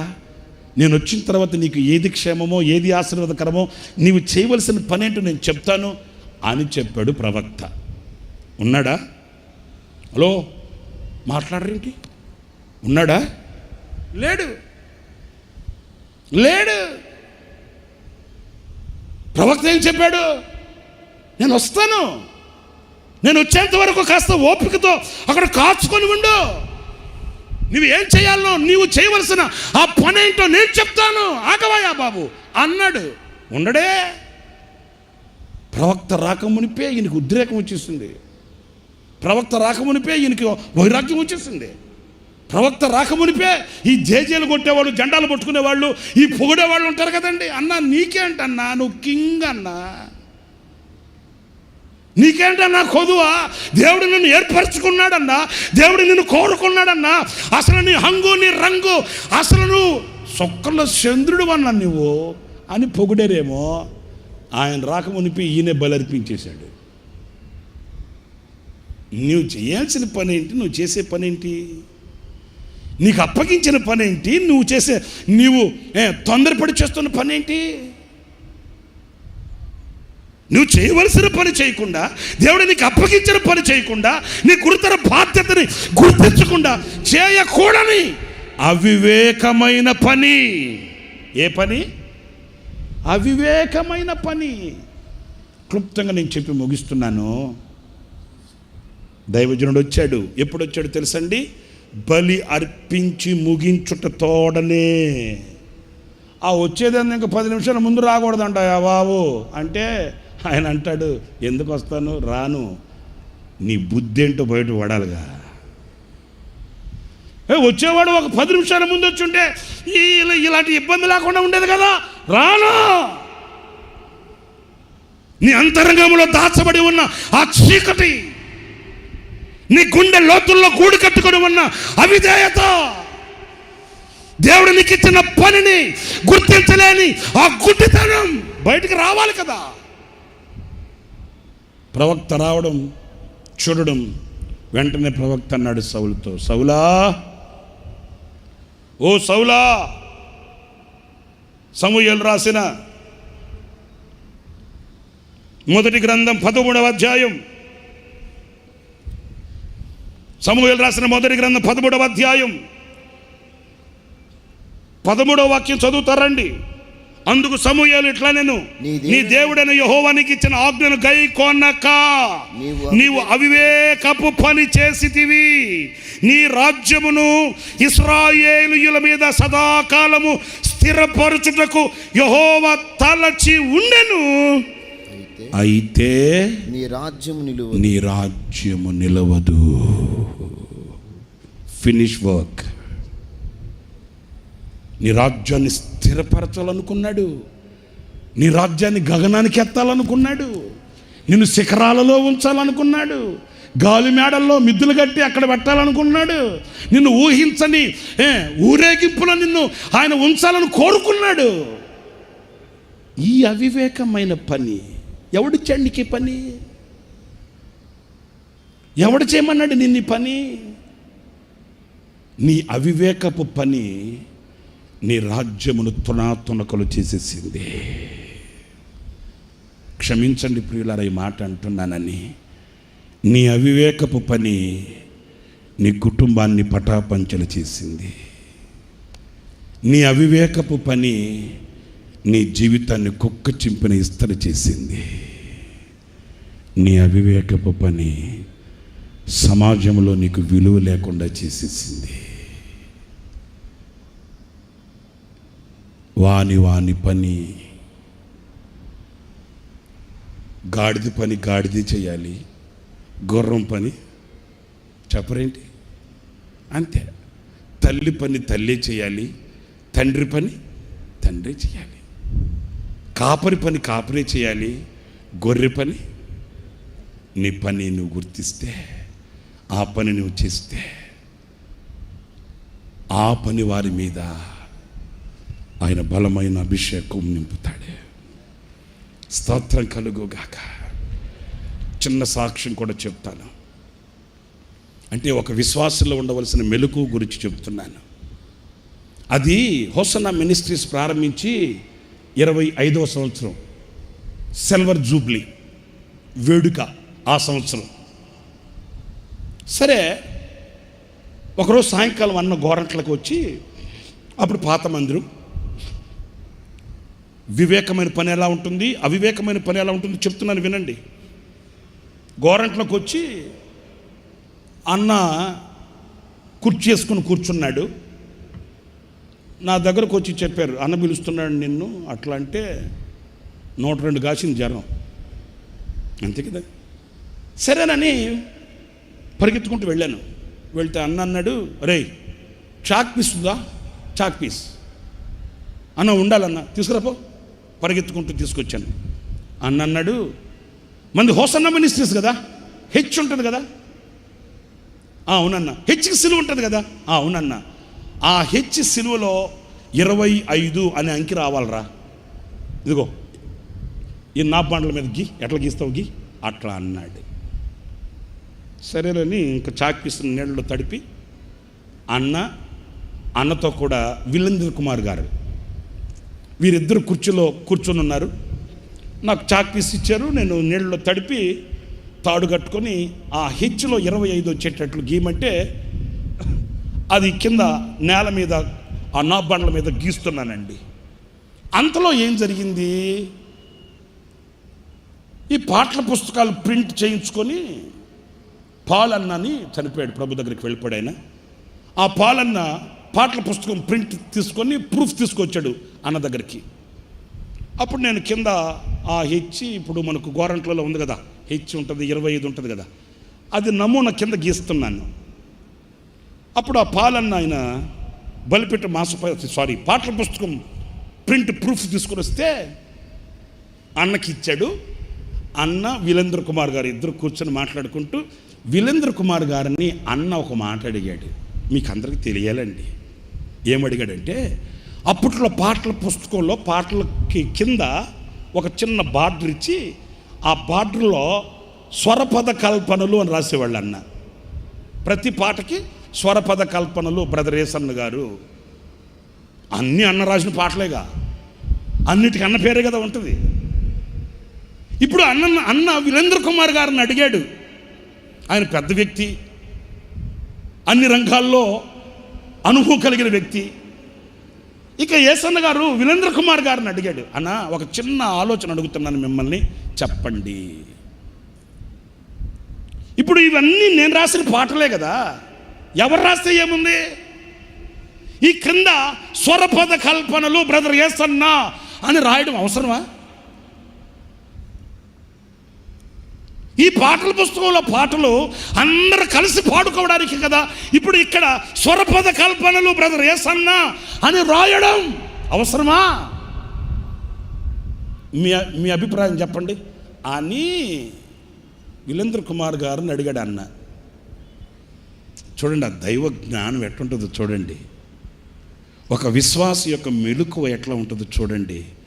ఈరోజు నా మెలకువ లేకుండా ఎలాగా నాశనం అయిపోతున్నామో గుర్తించండి. వెంటనే వీరేంద్ర కుమార్ గారు ఒక 2 నిమిషాలు ఆలోచించి, నేను అక్కడే ఉన్నానండి అందుకు చెప్తున్నాను, ఒక 2 నిమిషాలు ఆలోచించి వెంటనే అన్నాడు, అన్నా అది మీ పని. చూసారండి, ఏసన్న గారు ఏదో అడిగాడు, మన ఆలోచనలు తీసుకుంటున్నాడు, మన మీద ఆధారపడ్డాడంటే మనం విజృంభించాలి. No, never. వెంటనే వీరేంద్ర కుమార్ గారు అన్నాడు, అన్నా మీరు సేవకులు, మీరు ఏది చెప్తే అది మాకు ఆశీర్వాదకరం, మీరు ఏది చేస్తే అది మాకు ఆశీర్వాదకరం. ఉంచాలి ఉంచకూడదు అనేది నా పని కాదన్నా. మీరు ఎలా చేసి ఎలా చెప్పి ఎలా దీన్ని చేస్తే దానికి మేము శిరస్సు వంచడమే మాకు ఆశీర్వాదకరం. నిజమండి. వెంటనే అన్న అన్నాడు, ఓకే బ్రదర్, చాలా మంచి క్లారిటీ ఇచ్చారు, నాకెందుకో సమ్మతించట్లేదు. అబ్బాయి ఈ స్వరపద కల్పనలు అనే పదాలు తీసేయి. ఎందుకని? ఎవరి పని చెప్పరేంటి? ఎవరి పని వాళ్ళది, ఎవరికి అప్పగించిన పని వాళ్ళది. రాత్రంతా కుక్క అరిచిందని చెప్పి గాడిద కూడా అరిచింది అనుకో, ఏమవుతుంది? 108కి ఫోన్ చేయాల్సి వస్తుంది, ఆ తర్వాత ఆరోగ్యశ్రీ కార్డు వాడాల్సి వస్తుంది, అంతే కదా. నా ప్రియమైన సహోదరులారా, ఎలాంటి పని వాళ్ళు కావాలి? ఒకటి చెప్పండి, ఎలాంటి పని వాళ్ళు కావాలి? మాట్లాడరేంటండి? దేవునితో కలిసి పనిచేసే పని వాళ్ళు కావాలి.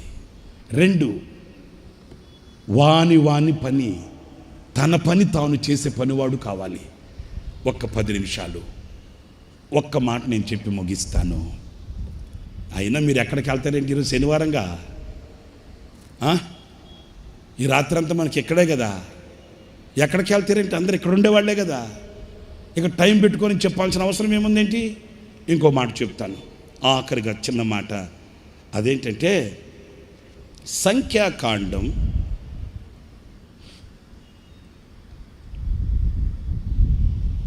4వ అధ్యాయం 21వ వాక్యాన్ని చదువుతారండి. మరియు యెహోవా మోషేకు ఇలాగు సెలవిచ్చెను.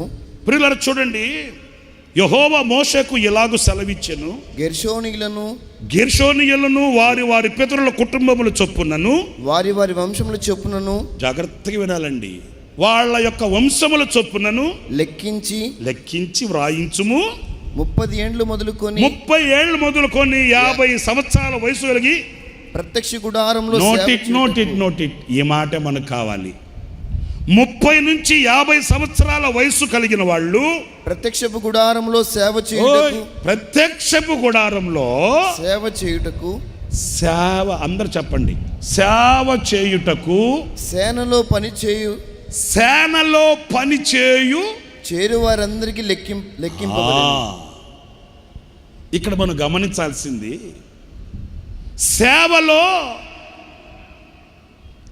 సేనలో పని చేయగలిగిన వారిని, హలో, చాలా మంది పని వాళ్ళు ఉన్నారు, ఎంతో మంది పని వాళ్ళు కనబడుతున్నారు. ఈ రోజున కంటి నిండా జనం కనబడుతున్నా పరిశుద్ధాత్మ శక్తితో వాళ్ళని నింపడానికి నాకు కావలసిన పనివారు కనిపించడం లేదు.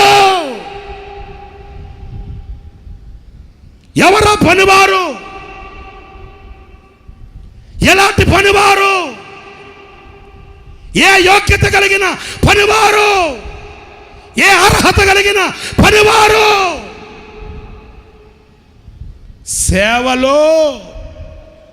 సేనలో పని చేయగలిగిన వీరులు పనివాళ్ళు కావాలి నాకు. సేవలో పని చేయగలిగిన, ఏంటంటే సేవలో పని, సేవలో సేన. ఈ సేనలో పని అంటే సేవ అంటే పని ఏంటి? అందరు నా వైపు చూడండి.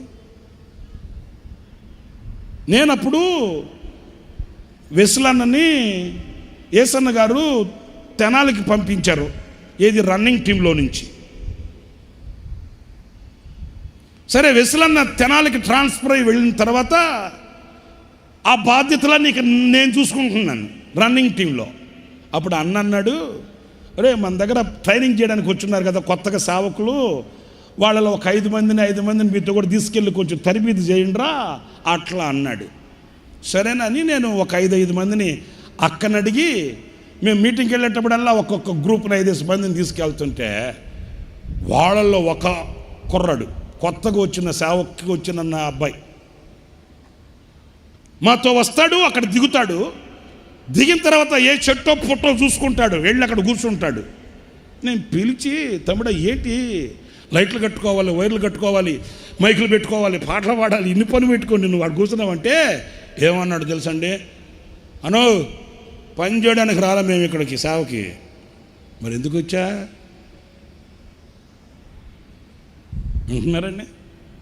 పని చేయడానికి రాలా ఏంటి? ఇప్పుడు మట్టి తవ్వి గోతులు తీయాలనా, మరి కర్రలు నిలబెట్టి వైర్లు కట్టాలనా, లైట్లు కట్టి మైకులు పెట్టాలనా? ఈ పనికి రాలేదు. మరి దేనికి వచ్చావు? సేవకు వచ్చా. వాక్యం ఏమంటుంది? సేవలో పని. చాలామంది పనివాళ్ళు ఉన్నారు, కానీ సేవలో, ఈ సేనలో పనిచేసే పని వాళ్ళు కావాలి నాకు. హలో, మీరంతా ఆటో దిగగానే అవ్వా అనుకుంటూ వచ్చి కూర్చున్నారు. ఇప్పుడు మీలో వెతుకుతున్నాడు నా దేవుడు. ఈ రాత్రి మిమ్మల్ని ఆత్మచేత కుమ్మరించడానికి మీలో వెతుకుతున్నాడు నా దేవుడు. స్తోత్రం కలుగుగాక. హల్లెలూయా, హల్లెలూయా. ఈ సేవలో, ఈ సేనలో శ్రమించగలిగిన, కష్టపడగలిగిన, ప్రాణార్పణముగా పోయబడిన, సమర్పణ కలిగిన విశ్వాసులు కావాలి. సేవకులు లేవాలి, వారిని అభిషేకించాలి. ఎక్కడ వారు? ఎక్కడున్నారు? ఆయన బలమైన ఆ కను దృష్టి ఈ రాత్రి మిమ్మల్ని వెతుకుతుంది. ఎంతమంది మధ్యలో నువ్వు కూర్చొని ఉన్న ఈ రాత్రి నా దేవుని శక్తి కలిగిన అభిషేకం నీ మీదకు దిగవచ్చుగాక. నా దేవుడు నిన్ను బలముగా అభిషేకించుగాక. ఇది పని, ఇది సేవ పని. సుఖాల వైపు కాదు, ఏదో దేవుడు మాకు ఇచ్చాడు మేము అనుభవిస్తున్నాము అని కాదు. నా ప్రియమైన సహోదరులారా, రోషంగానే చెప్తున్నాను, ధైర్యంగానే చెప్తున్నాను, హృదయం మీద చేయి పెట్టుకొని మంచి మనస్సాక్షితో చెప్తున్నాను.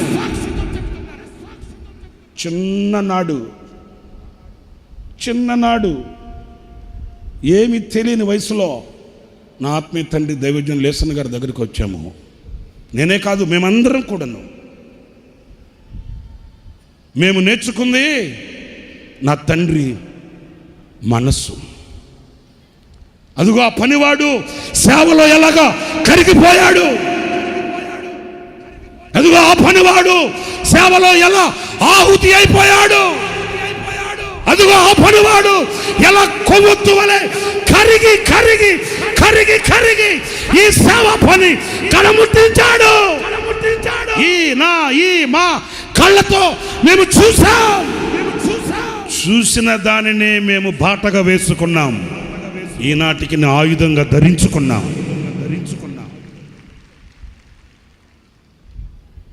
సోమని వాణి సేవ కాదిదే. కాళ్ళు ముడుచుకొని చేతులు ముడుచుకొని విశ్రాంతి తీసుకొని సుఖపడిన వాణి సేవ కాదిదే. పనివాడి సేవ,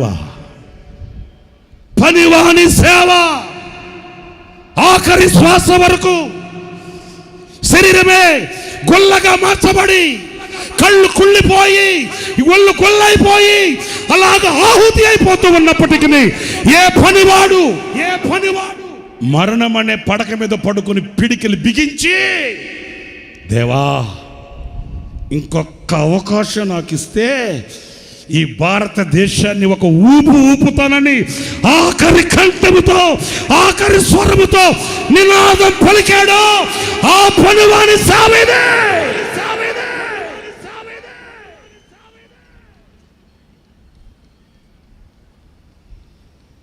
ఒక్క రాత్రి కూడా తన గదిలో తన పడక మీద కాళ్ళు చాపి పడుకొనని శ్రమించిన పనివాని సేవ ఇది. రోషంగా మాట్లాడుతున్నాను, ధైర్యంగా చెప్తున్నాను. ఆనాటి నుండి ఈనాటి వరకు మా కనుల ముందు పెట్టుకొనిన ఒక మాదిరి, మా కనుల మీద ఉంచుకొనిన, మా కనుల ముందు ఉంచుకొనిన ఒక మున్మాదిరి. సేవలో పనిలో కరిగిపోయిన పనివాడు.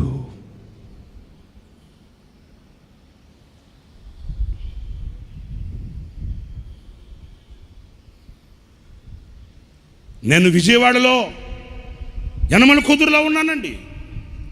నాకు ఫోన్ చేశారు శారదా కాలనీ ఆఫీసు నుంచి. అన్న బయలుదేరాడు రాజమండ్రి. హలో, వినండి. అన్న బయలుదేరాడు రాజమండ్రి. అన్నకి ఉదయం 6 గంటలకి బాత్రూంలో పడ్డాడు. అన్నకి కాలు విరిగిపోయింది.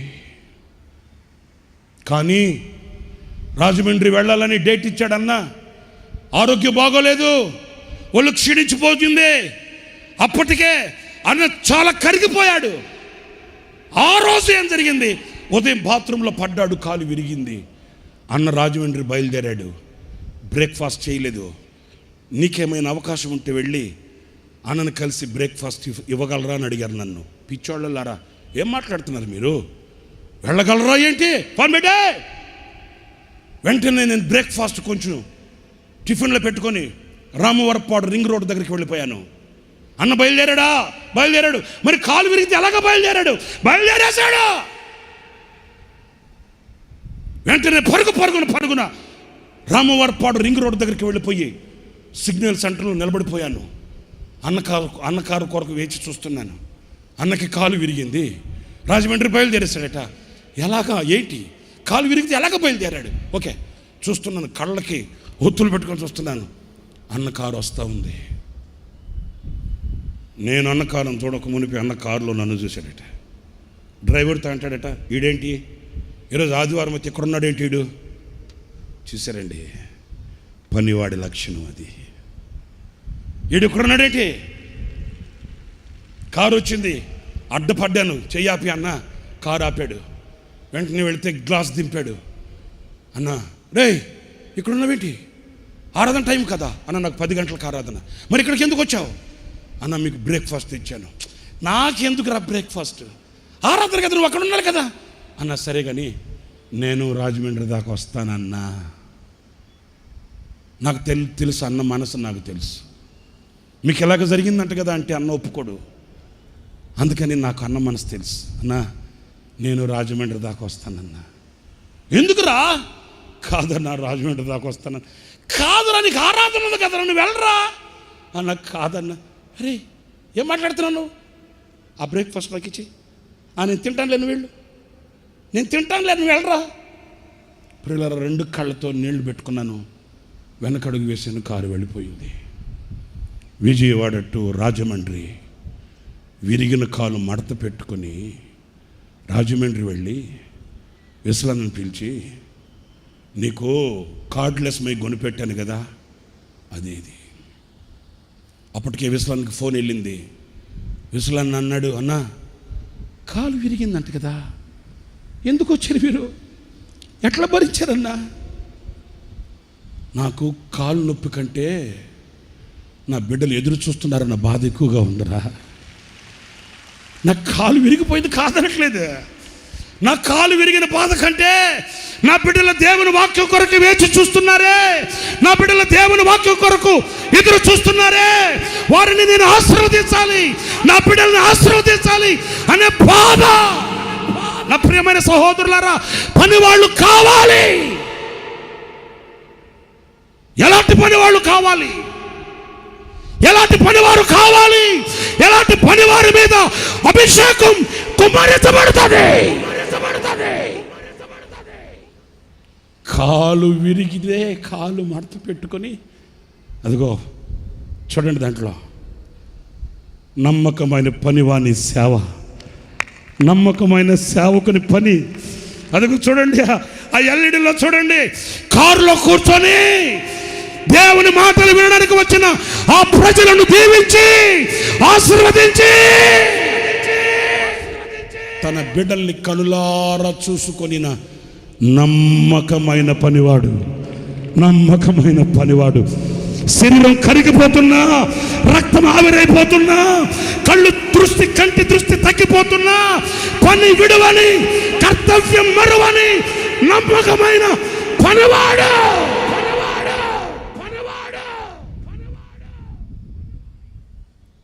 సేవలో, సేనలో పనిచేసే పనివాడు కావాలి. ఆగస్టు 8వ తేదీన ప్రభు దగ్గరికి వెళ్ళిపోయాడు మన తండ్రి. ఆగస్టు 8, వినండి, మీకు తెలియాలి ఇవి. ఆగస్టు 8వ తేదీన ప్రభు దగ్గరకు వెళ్ళిపోయాడు. ఆగస్టు 1వ తేదీన బైబిల్ సెమినార్ ప్రారంభించబడింది. ఆగస్టు 1 బైబిల్ సెమినార్, ఆగస్టు 8 ప్రభు సన్నిధికి వెళ్ళిపోయాడు ఆయన. మధ్యలో ఎన్ని రోజులు ఉన్నాయేంటి? గట్టిగా ఎత్తుకుంటే 7 రోజులు. ఒకరోజు అంత స్పూన్ ఫీడింగ్, అప్పటికే అన్న శరీరం అంతా గుల్లైపోయింది, కరిగిపోయాడు. 8 రోజుల నిడివిలో ఏదంతా మెత్తగా చేసి ఒక స్పూన్ పెడితే తింటున్నాడు. ఉదయాన్న నాకు కొంచెం తిన్న తర్వాత అందరం అక్కడే ఉన్నాం. పీల్చి అంటాడు, నన్ను బైబిల్ సెమినార్కి తీసుకుని వెళ్ళరా, నేను వాక్యం చెప్పాలి కదా. చూసారా, ఉన్నారండి పనివారు. ఎలాంటి పనివాడు కావాలి? సేవలో, సేనలో పనిచేసే పనివాడు కావాలి. నా పిల్లల దగ్గరికి తీసుకుని వెళ్ళరా. విశ్వనాథ్ అన్నాడు, అన్న ఇన్ఫెక్షన్స్ ఉంటాయి, మీరు బాగైన తర్వాత వెళ్తారు కదా, 4 రోజుల తర్వాత మీరు క్లాస్కి వెళ్తురు అన్నా. అట్లా అంటే 2 కళ్ళల్లో నీళ్లు కార్చాడు. 2 కళ్ళల్లో నీళ్లు కార్చి, రే నా పిల్లల్ని నేను చూసుకోకూడదా? నా పిల్లల్ని నేను చూడాలిరా, నా పిల్లల్ని నేను చూడాలిరా. ఆయన కళ్ళల్లో నీళ్లు చూడగానే ఏం చేయాలో అర్థం కాక ఆయన మంచాన్ని అట్లాగే బయటకు పట్టుకొచ్చేసి బైబిల్ సెమినార్కి తీసుకెళ్ళి, ఆ బైబిల్ సెమినార్ పిల్లలకి కనబడేటట్లు మంచాన్ని ఇట్లా ఏటవాలుగా పెడితే మైక్ కూడా పట్టుకోలేని పరిస్థితుల్లో మేము ఒకరు మైక్ చేతి దగ్గర పట్టుకుంటే మరణమనే మంచం మీద పడుకొని కూడా తన బిడ్డల్ని కళ్ళారా చూసుకొని 30 గంట వాక్యం చెప్పాడు వాళ్ళకి. అదే ఆయన చివరి సందేశం. త్రిత్వాన్ని గురించి 30 గంట. నోట్లో మాట పెగలట్లే, శక్తిని కూడగట్టుకుంటాడు, శరీరంలో ఉన్న బలాన్ని కూర్చుకుంటాడు. 30 గంట. నా ప్రియులారా, ఈ చరిత్రని మీకు ఎందుకు చెప్తున్నాను? ఏదో నా ఆత్మీయ తండ్రిని పొగుడుకోవడానికి కాదు, మీ దగ్గర మన్నను పొందడానికి కాదు. మేము చూచిన పనివాడు అట్లాంటి వాడు, మా ముందున్న మాదిరి అట్లాంటి వాడు, మేము నేర్చుకున్న హితోపదేశం అట్లాంటిది. ఈనాటికి దేవుడు మాకు ఇచ్చిన కృపని తలంచుకుంటూ, దేవుడు మాకు ఇచ్చిన కృపని ఆధారం చేసుకొని, దేవుడు మాకు ఇచ్చినటువంటి బలాన్ని కూడగట్టుకొని, ఆ తండ్రి అడుగు జాడలను చూస్తూ, దేవుడు మాకు ఇచ్చిన ఈ పరిచర్యని భుజస్కంధాల మీద పెట్టుకొని బాధ్యతతో భారంతో ముందుకు వెళుతున్నాం. అవును, ఈ రాత్రి నేను ఈ మాటలు మీతో ఎందుకు చెప్తున్నాను? ఆ నమ్మకమైన పనివాని మీద కుమ్మరించబడిన అభిషేకమే ఈ రాత్రి మీ అందరి మీద కుమ్మరించబడును గాక. ఆ నమ్మకమైన పనివాని మీద కుమ్మరించబడిన అభిషేకమే ఈ రాత్రి మిమ్మల్ని అందరినీ త్రాకును గాక. ఆ నమ్మకమైన పనివాని మీద కుమ్మరించబడిన అభిషేకమే నీ తరికి చేరుగాక, నీ తల మీదకి వచ్చుగాక,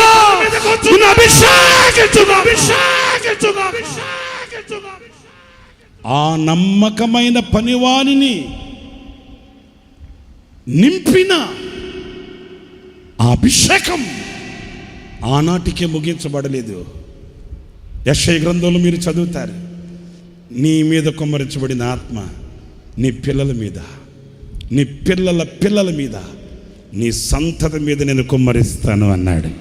ఈ రాత్రి నా ప్రియమైన సహోదరులారా, ఆ నమ్మకమైన పనివాడు ఏ అభిషేకంతో అభిషేకించబడ్డాడో, ఆ నమ్మకమైన పనివాడు ఏ అభిషేకంతో పని చేశాడో, ఆ నమ్మకమైన పనివాడు ఏ శక్తితో పరిచర్య చేసి ముగించాడు. ఆ అభిషేకమే ఈ రాత్రి మీ అందరి మీద కుమ్మరించబడును గాక. ఆశించండి, కోరుకోనండి, ప్రార్థించండి, ప్రాధాయపడండి, మనసును తిప్పండి. ప్రభువా నన్ను అభిషేకించు, నన్ను అభిషేకించు. ఎవరికి ఈ అభిషేకం? పని కత్తెల మీద, పనివారి మీద. ఏ పనివారు? ఈ పనివారు 3 విషయాలు చెప్పాను. 1, దేవునితో కలిసి పనిచేసే పనివాడు. 2, తనకు అప్పగింపబడిన పనిని చేసే పనివాడు. 3 సేవలో పనిచేసే పనివాడు. ఈ రాత్రి నా ప్రియమైన సహోదరులారా, ఇదిగో ఈ అభిషేకం కావాలనుకున్న వాళ్ళు, ఆ నమ్మకమైన పనివాని మీద కుమ్మరించబడిన అభిషేకం నా మీదకి రావాలని ఆశించిన వాళ్ళు, ఆ అభిషేకం చేత నేను నింపబడాలి, ఆశ కలిగిన వాళ్ళు మోకరించండి, చేతులెత్తండి, ప్రభువుని అడగండి. ప్రభువా నన్ను అభిషేకించు, ప్రభువా నన్ను నింపు, ప్రభువా నీ శక్తితో నింపు. నా పితరుల మీద కుమ్మరించబడిన అభిషేకం, నా పితరులను తాకిన అభిషేకం, నా పితరుల దేవా, అబ్రహాము దేవా, ఇస్సాకు దేవా, యాకోబు దేవా, నా పితరుల మీదకు పంపిన అభిషేకాన్ని ఈ రాత్రి నా మీద పంపండి, కుమ్మరించండి, ఈ శక్తిని పంపండి, అభిషేకించండి. అడగండి ప్రభుని, అడగండి ప్రభుని,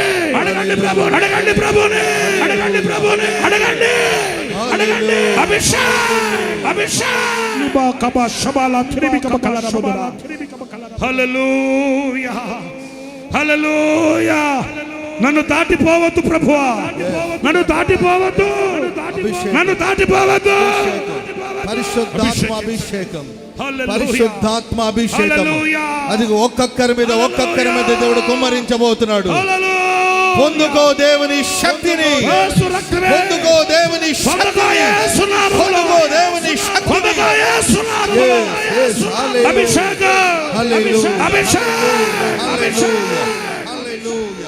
చెప్పసఖ్యము కాని మూలుగలతో ఆనాడు అపోస్తలుల మీద కుమ్మరించబడిన అభిషేకం, వాక్ శక్తి నిశ్చయముగా నా దేవుడిని అనుగ్రహించుగాక. నిశ్చయముగా నా దేవుడు నిన్ను నింపుగాక. నిశ్చయముగా నా దేవుడు బలమైన హస్తం నీ మీద పెట్టబడును గాక. చెప్ప సత్యము కానీ శక్తితో నింపబడుతువు గాక.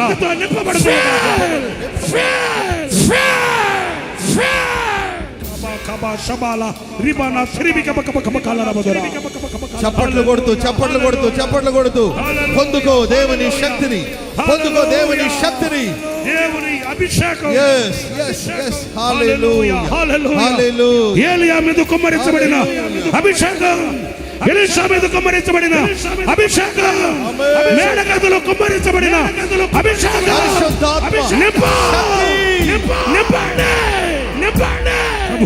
నీ ప్రజలను నింపండి, ప్రజలను నింపండి, నీ ప్రజలను నింపండి.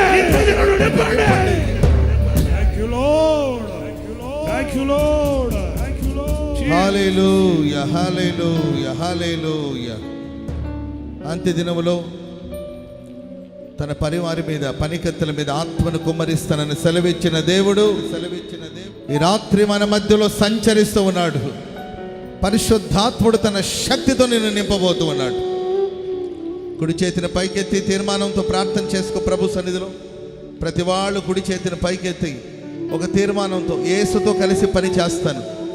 పని వాళ్ళు చాలామంది ఉన్నారు. నేనైతే నా యేసుతో కలిసి పని చేస్తాను. దేవుడు నాకు అప్పగించిన పనిని నేను జరిగిస్తాను. ప్రభు ప్రతివానికి పనిని అప్పగించాడు. నాకు అప్పగించిన పని నేను నమ్మకంగా జరిగిస్తాను. నా బాధ్యతను నేను చక్కగా నిర్వహిస్తాను. ప్రార్థన చేసుకుందాం అందరూ ప్రభు సన్నిధిలో. సేవలోను సేనలోను పనిచేసే అవకాశాన్ని ప్రభు నీకు ప్రసాదించారు. సోమరిగా ఉండొద్దు, తీర్మానం చేసుకో. దేవుడు తన ఆత్మశక్తితో ఈ రాత్రి నిన్ను నింపబోతూ ఉన్నాడు. ప్రార్థన. ప్రేమ స్వరూపి, దయావాత్సల్యత గల దేవ, కృపాసత్య సంపూర్ణుడైన తండ్రి, మీ పరిశుద్ధ పుణ్యనామాన్ని బట్టి మీకు వందనాలు స్తోత్రాలు చెల్లిస్తున్నాం. ఈ ప్రశస్త రాత్రి రోషము కలిగిన దేవుడుగా మీరు మా మధ్యలోనికి దిగి వచ్చినందుకే స్తోత్రం తండ్రి. మీ బలమైన ఆత్మను ఒక్కొక్కరి మీద కుమ్మరించినందుకై స్తోత్రాలు చెల్లిస్తున్నాం దేవా. కోత విస్తారం, పనివాళ్ళు తక్కువగా ఉన్నారు. పనివాళ్ళ కోసం వేడుకోమని మీరు సెలవిచ్చారు స్వామి. నీ పనివారి మీద, పనికత్తెల మీద ప్రభు ఆత్మను కుమ్మరిస్తానని అభయం ఇచ్చిన దేవుడవు. దయగల దేవా, ఎందరో పనివాళ్ళు ఉన్నప్పటికీ నీతో కలిసి పనిచేసేవాళ్ళు సేవలు లేకపోవడం వేదన. దేవా, మీరు జ్ఞాపకం చేసుకోండి. ఈ ఆవరణలో కూడి వచ్చిన ఒక్కొక్కరు ఇది మొదలుకొని నీతో కలిసి పని చేసే తండ్రి ఆ ప్రతిష్టను దయచేయమని వేడుకుంటున్నాం. ప్రతి వారికి అప్పగించిన పనిని గుర్తించి తమ బాధ్యతను చక్కగా నిర్వహించే కృపనిమ్మని వేడుకుంటున్నాం ప్రభు. సేవలోను సేనలోను పనిచేసి ప్రత్యక్షపు గుడారపు పరిచర్యలో కొనసాగించబడడానికి మీరు కృప చూపించమని వేడుకుంటున్నాం. విన్న మాటలు పెడచెవిని పెట్టకుండా వాక్యానుసారంగా జీవించడానికి సహాయం చేయమని వేడుకుంటున్నాం ప్రభు. ఈ రాత్రి నా తండ్రి, ఈ గుడారాల పండుగను ముగించుకుని వెళుతున్న ఒక్కొక్కరి మీద మీ ఆత్మ బలముగా దిగివచ్చునుగాక. ఒక్కొక్కరు నీ శక్తిని పొందుదురుగాక. పరిశుద్ధాత్ముడా, ఒక్కొక్కరి పట్ల మీరు ఘనమైన కార్యాలు జరిగించుదురుగాక. నిలిచి నీ వాక్యాన్ని అందించిన మీ సేవకులను బట్టి మీకు స్తోత్రం. వారిని మరింత కృపతో బలముతో నింపి నడిపించమని వేడుకుంటున్నాం. నీతిమంతుని జ్ఞాపకం చేసుకున్నట ఎంతో ఆశీర్వాదకరం. మా ఆత్మీయ తండ్రిని ప్రభువా, ఈ రాత్రి మరొక్కసారి ప్రభువా మేమందరూ జ్ఞాపకం చేసుకొని వారి సేవా ఫలమును ప్రభువా తలంచుకుంటూ తండ్రి వారు చేసిన పరిచర్యను మరొక్కసారి మేము జ్ఞాపకం చేసుకుని కృపను మీరు అనుగ్రహించినందుకే స్తోత్రాలు చెల్లిస్తున్నాం. పరిశుద్ధుల అడుగుజాడలో చక్కగా నడవడానికి హోసన్నా మినిస్ట్రీస్ పరిచర్యకు కృపను అనుగ్రహించమని వేడుకుంటున్నాం ప్రభువా.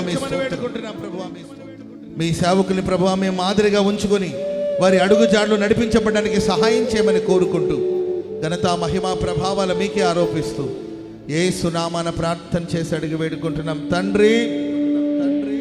చెప్పండి గట్టిగా, ఆమేన్, ఆమేన్.